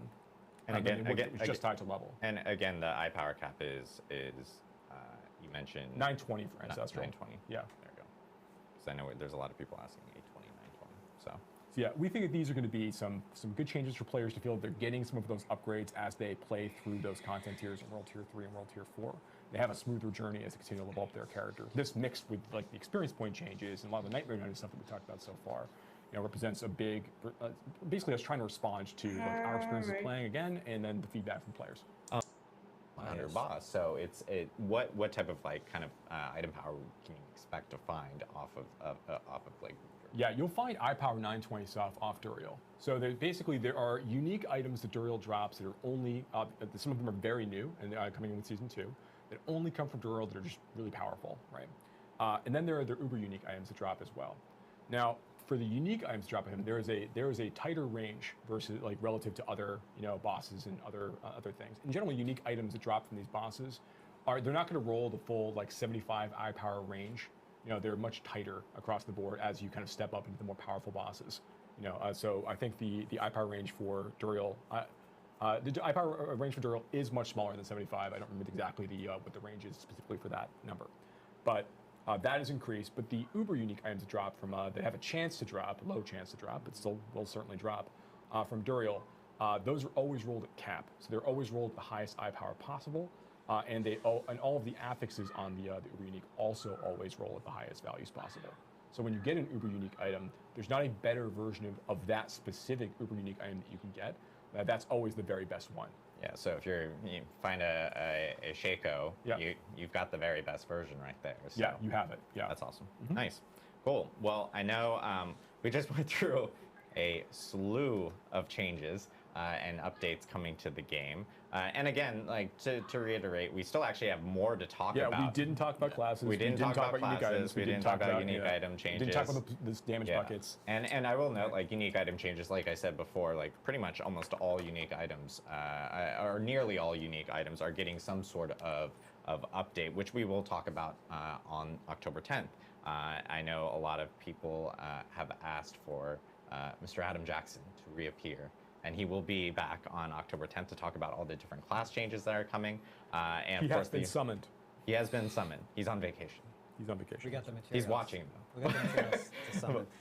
But yeah, we're going to be talking about all that stuff. We're also going to be talking about the resistance changes and stuff that we've been talking about already today, and how it's going to be much more valuable for people to be ensuring that they have it on like rings and all those other. Well, and there are changes to the. We're gonna get into it, but there are changes to the way that it works. So, like, you know, folks at home might be saying like, oh, that like there's a resistance boss, but like with the current resistance system, how is that going to work? And the 1010 stream is really going to explain it, how those changes work. And, exactly. And I will also note that on the 1010 stream, we will even be talking about the first update that will be coming even after Season 2 launches. And that's something that, we can briefly talk about here, which is after Season 2 launches, they're trying to sneak an update in the season. And each of these updates are going to be adding new things, new ways of being able to enjoy the content, and new features that players have been asking for. So we'll be actually showcasing what 1-1 will be in that October 10th stream as well. So people will get an early look of what the first update post Season 2 launch will be. And of course, we have a lot more to even talk about at BlizzCon. So if you are going to be at BlizzCon, make sure to check it out. Of course, we'll be streaming, and there'll be more information about, I know, the BlizzCon collection items and everything that will be available for players to be able to partake in. That will have items within Diablo 4, and of course items from other games that are going to be featured at BlizzCon, like World of Warcraft, Overwatch, and all the others. So. But most importantly, at BlizzCon, you can bug Adam in person. Yes, you can bug all of us in person at BlizzCon. So make sure to, if you are going to be coming to Anaheim, to check it out. And if you're interested in coming, of course, you can grab a ticket to BlizzCon, which is in early November. So. Good. First weekend in November, Friday and Saturday. All right. One other thing that we did want to talk about is there's some changes that are coming in regards to Smoldering Ashes for the free tier of the Battle Pass, because we've gotten a lot of feedback from players, and this kind of ties back to the experience items that we were talking about, where the tiers of the Smoldering Ashes were pretty deep in, and you would already be like a higher level and everything like that. And I know one of the big changes that we're doing is the character level requirements for those specific tiers with Smoldering Ashes have been reduced. So players will now actually run into those Smoldering Ashes and be able to use them. And they will automatically unlock now, which is really nice. Earlier within the actual Battle Pass as they're playing through. Which is so if you happen to like miss one when you're leveling up, which I think happened to a lot of players, certainly happened to me. It's like so now when you go back to the when you go and you actually open up the Battle Pass, you'll see that you've already unlocked those Smoldering Ashes. You can go right and spend those in your season blessings and benefit from them right away. On new season blessings, yes, there are 3 new season blessings for Season 2 that will be part of the new Battle Pass, of course. And of course, one other thing with the Battle Pass is there is going to be new town portal skins that will be unlocked and available for players as well.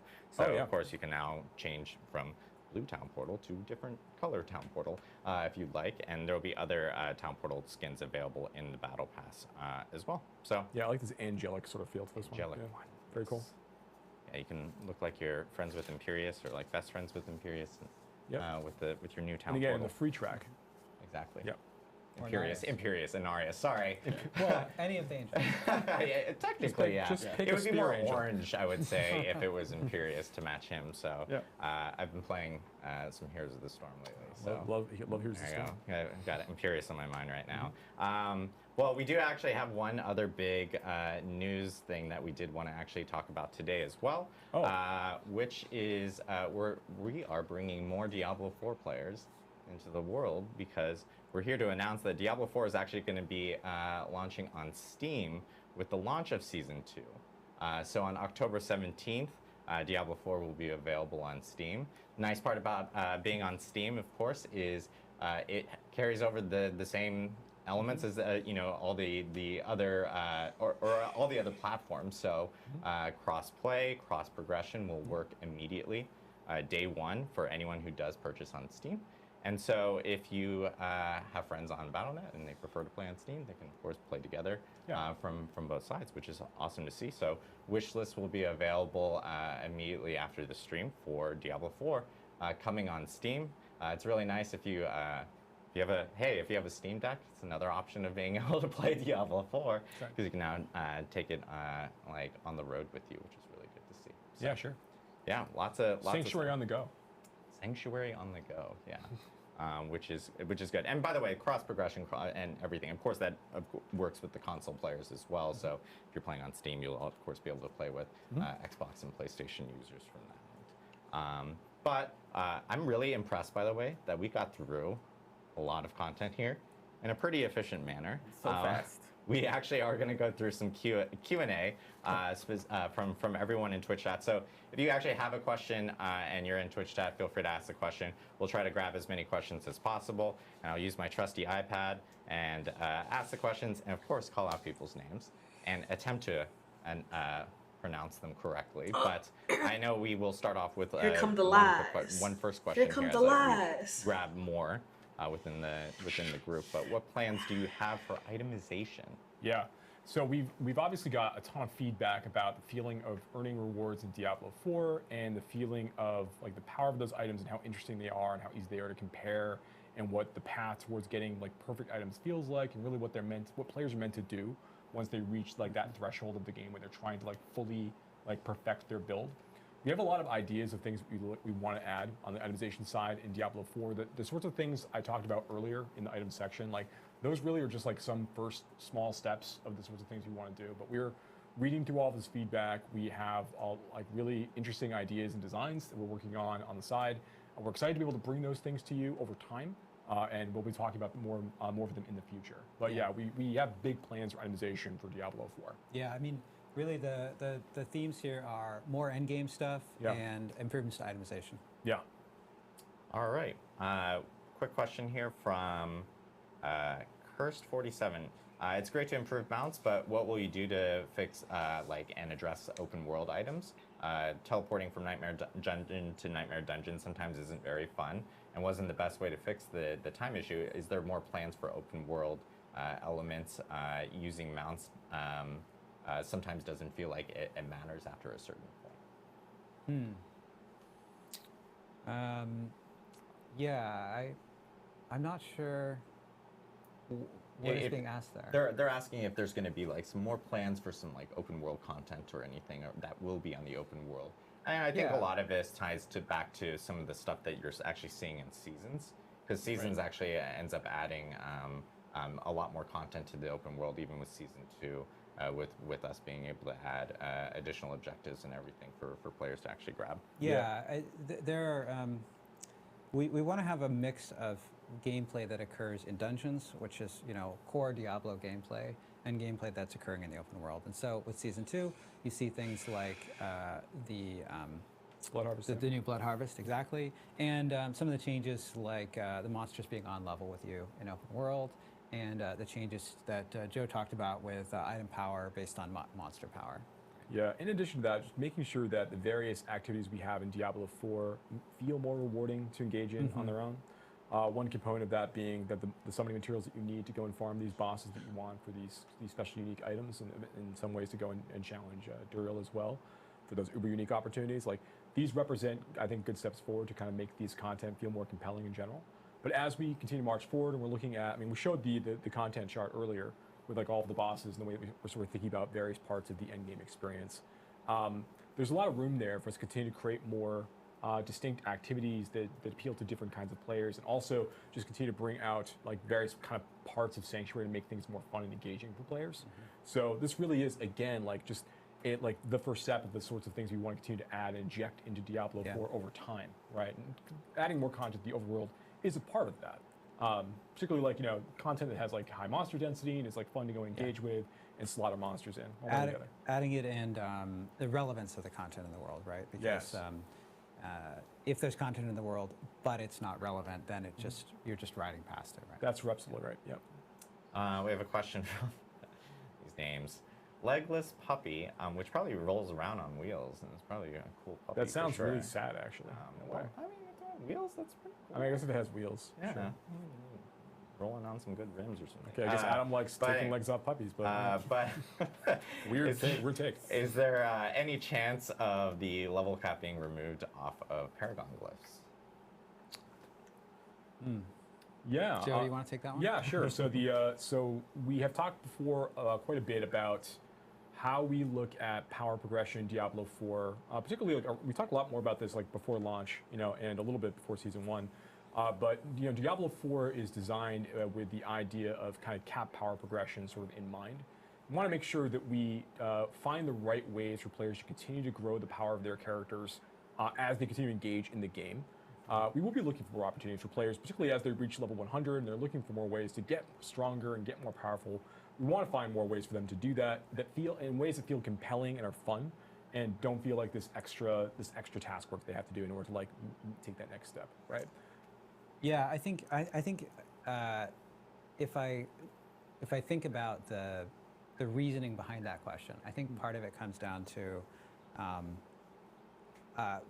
we talk about cap power progression, which has good reasons, like you're talking about, but also players are saying like, well, I ran out of stuff to do. Can there be more stuff to do, right? And so what increasing the Paragon glyph cap could be one way to do that. The way we're doing it in Season 2 is through all of the endgame boss summoning mechanics. Yeah, the endgame boss summoning mechanics, and then the vampire powers people level up as That's we go right. through the season, Yeah. right? But yeah, it's not even just having more things to do. It's making sure that there are more things to do that impact the performance of my character, and I feel like there's more ways I can get stronger. At endgame progression. Yes. Thank you. That's a much better way to say it. No. Yeah, but I think that it's all fair, right? I think that there's room here for us to continue to add more of that, add more to that experience, particularly as players low 100. Yeah. I look forward to more of those, updates as we continue to kind of march along. Yeah. Navastra says, could we have a Paragon board reset button, or be able to buy reset scrolls for a set amount of gold or something? Won't talk about anything today, but we'll look into it. Yeah, wink. what an interesting idea. Wink. What an interesting idea. There you go. Cool. Next question that we have is from, trying to pronounce these names here. Deyv. Question about Uber Uniques. Is there a chance for you guys to improve Uber Unique stats? So Uber Uniques are going to be one of those things that are going to get discussed, I think, a little bit more next week when Adam is on talking about the content changes for classes and the various like item bucket changes and things, or the affix and skill bucket changes they've made. So I think that's a good question for that group to answer as part of that conversation. But I suspect that there are opportunities for us to make some improvements, particularly with some Uber Uniques. JJ Lafrite says, is the stash search usable for legendary powers and affixes? Yes. Yes, you can search through those. So it'd just be, searching the box or anything like that, because we do have that field that lets you actually look that up specifically from that end. Nelix87 says, are there any plans to give clans some love? Currently, clan management is very limited. Clan leaders and their officers has very minimal tools to track anything related to the clan. Are there like maybe plans for like clan stashes or more opportunities for clans to actually be able to, share? Yeah, we'd love to add more social options and in particular clan management tools, more cool things for clans to do together, and that's something that we'll have more to share on in the future. Pewter Odin says, will we be receiving more coins in the Battle Pass instead of 666? And I know that there is a change this season for the Battle Pass because there was Oh, it is. Oh, it is. Platinum. They and better be able to actually end up using that platinum to be able to grab something from the shop. Y'all play You'll be too able to much. use platinum from the Battle Pass this season because there's going to be options now that will meet that specific amount. So players will have some options available to them from that end. Bicepulus? Oh, look, I pronounced it right. How many? Proud of myself. How many uniques will you add every season? Any news on set items? So no news on set items just yet. So in terms of the number of uniques we're adding every season, we've been sticking to around 6 so far. There are more than 6 as part of season 2. So we'll talk more about that. I believe in the blog we talk about some of these numbers. But yeah, I think there's more than there's like 12 uniques in season 2 right now.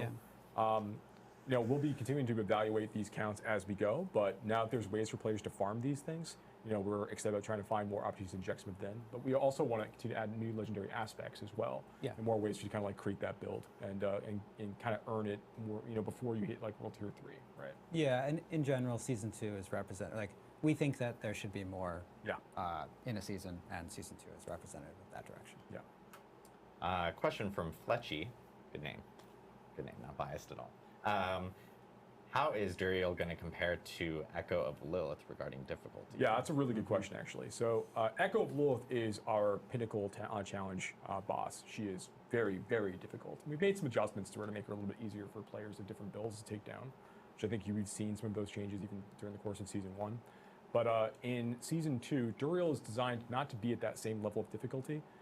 He is a little bit easier because you can use all the materials to go and fight Duriel and you could fail. Right, so like we want to make sure that if you have gotten your build together and you know the fight really well and you've got the proper amount of poison resist, which I recommend, that's going to make it a little bit easier to engage with overall versus the hard mechanical challenge that Lilith poses kind of separately. So Duriel is going to be less difficult overall to overcome than Uber Lilith in this way.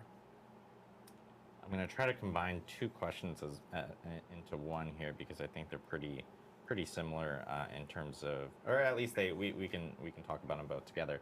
Team Loose Leaf asks, will the 5 new bosses you target farm be a permanent addition after season 2? Don't answer that yet. Oh, you already did. But we can go to thanks, Joe. But you have to say it before. I did. I was saying I was going to combine 2. It. And then now I can't even find the other question, but it was related to. Oh, here it is. Fat Teppy says, "Do you guys have any plans for Eternal Realm content, something permanent that isn't just seasonal?" Which I do want to note because Joe just mentioned. Yes, the boss ladder items that we were just talking about will be going beyond season 2. And then they also will be part of the Eternal Realm day 1 with season 2. So even Eternal Realm characters will be able to partake in farming those specific bosses. And the items. And the items themselves. So. And yeah, the other side of that is just so we're going to be adding more content to the Eternal Realm beyond just these bosses. Yeah. When we talk about when we showed the chart of the content types before, and oh wow, it's already ready, already prompted. When we showed these things out before, once again, as a reminder, we do see that there's a lot of space in here for players in Eternal Realm and in Seasons to go and engage with different kinds of content at different points in progression. So we are excited about trying to provide more of those opportunities as we kind of continue on in development for Diablo 4. It's part of making the game better, is making sure that it's more fun at those stages, particularly World Tiers 3 and especially World Tier 4. Yeah. Question from Ice Gammon. Have you guys given thought to being able to craft specific nightmare dungeon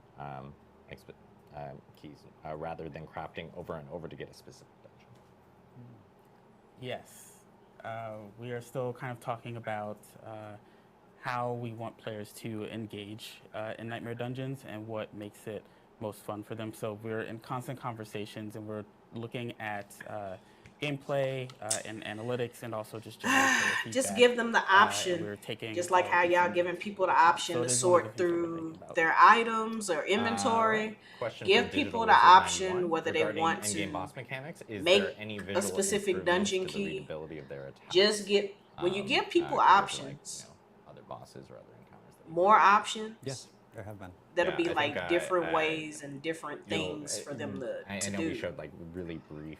We showed some of the stuff on traps, Yeah. right? But there are other visual improvements. Yeah, and like we even showed like even like the boss like quick little intros as Yeah, they're kind of the coming intros, in. right. Yeah. But like you can, at least with Gregor, like you can kind of see some of his mechanics that are in play there regarding the tiles, and you can clearly see where they're going to be hitting when encountering this this specific boss. So yeah, there are some changes for sure on that.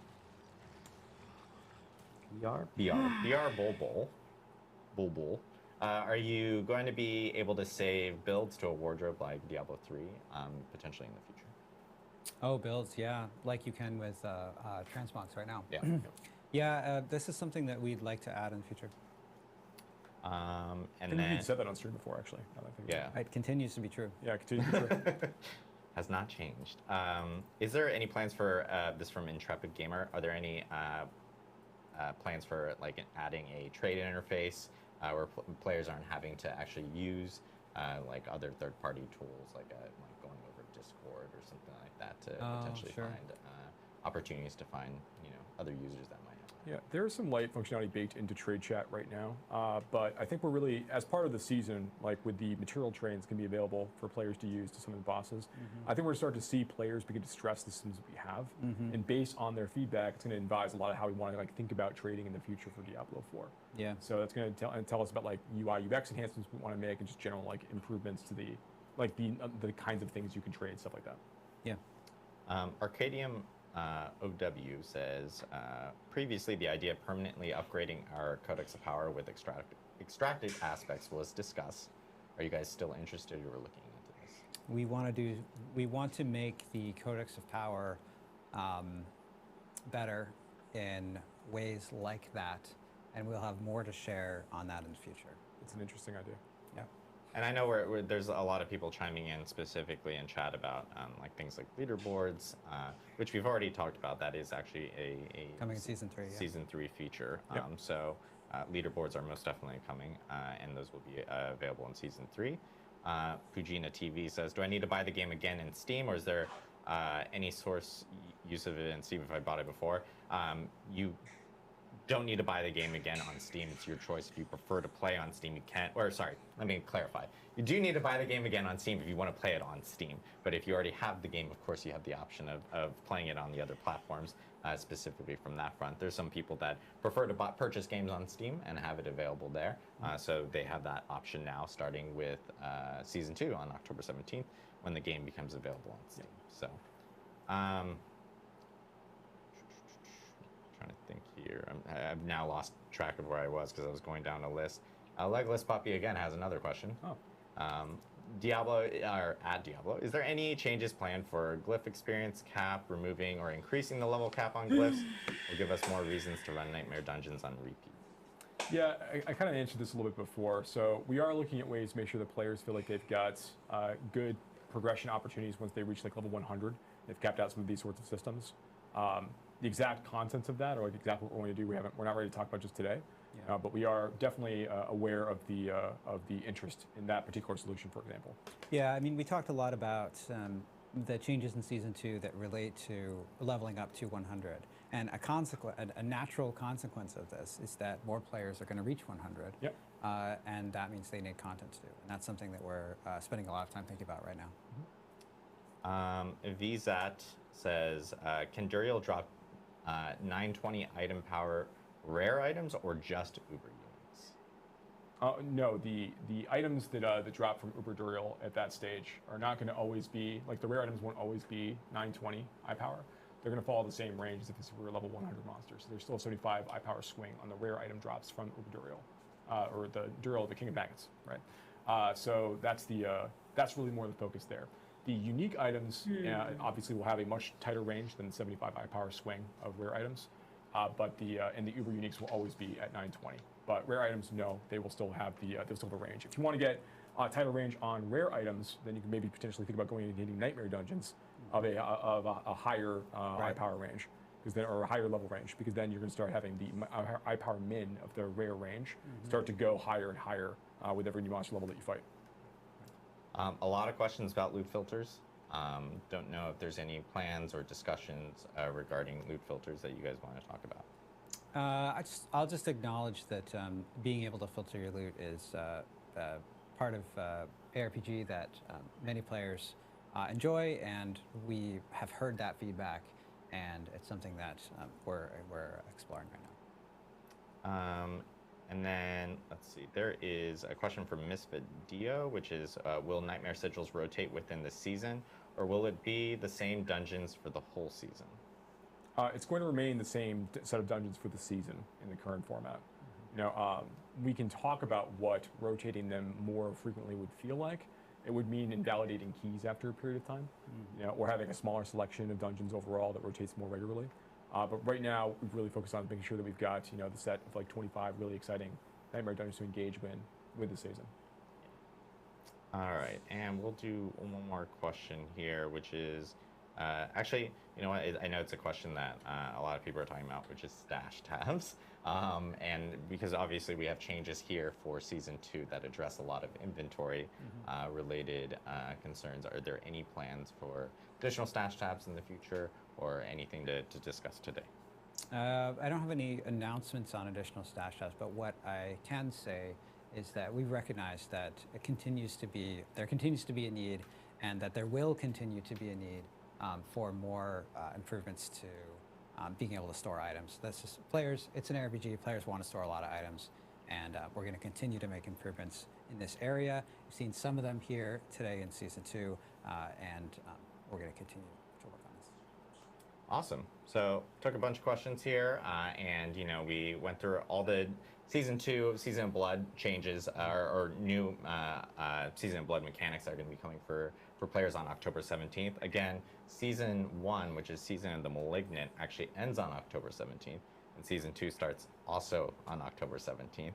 All the dates and times are actually going to be listed on a blog that will be live immediately after this live stream. I will note that the plan is for Season 2 to actually start at 10 a.m. Pacific on the 17th. If you guys want to pre-plan schedules or anything like that, you have that ability of being able to do so now. So we will actually be back here again for a campfire chat on October 10th with Mr. Adam Jackson, who will be going over all the class changes, class balance changes, class updates, as again the resist.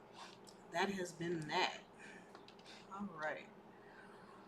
Let me see here. We had this. Bring the El Legato back up.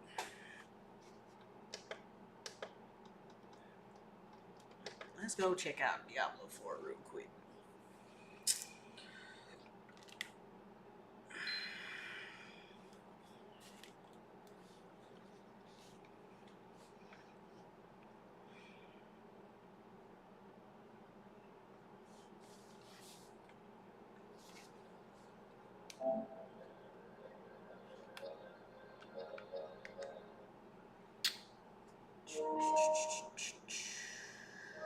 Yep, I did close out of that. Actually, let me close out of this. It's been a hot minute since I've been off in here. Let me see what they done since I've been off this thing for like months now.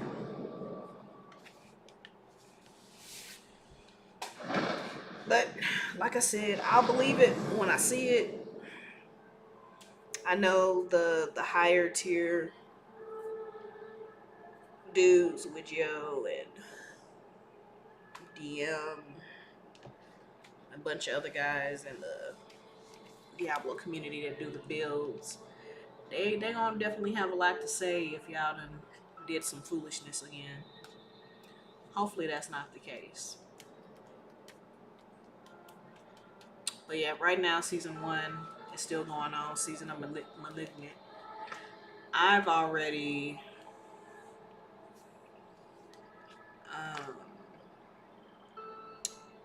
See, this is my eternal character.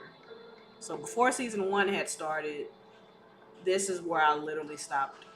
I stopped right here. And then my other rogue,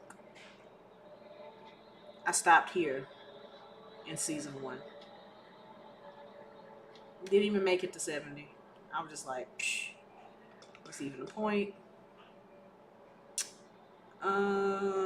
This one I think I'm just gonna delete, but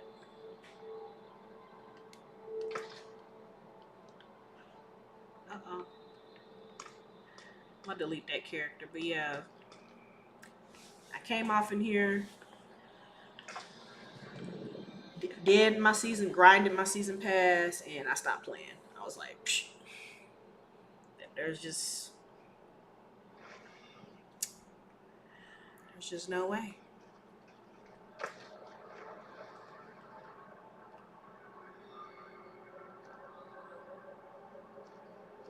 Oh, that actually marks it now. Yeah, that's cool, but I've already grinded on the statues. I think I'm also showing offline too. Let's see. Yep, did all my renown.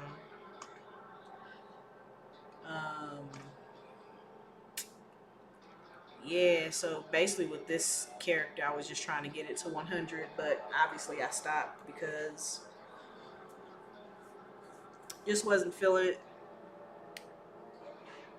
Probably what I will do, I'm logged back out of here, but pretty much what I'm gonna do is I'm not gonna play it until season 2 starts, just so I don't. And, oh, you can't see it, but let me show you how many hours I got into this game. Let me show you.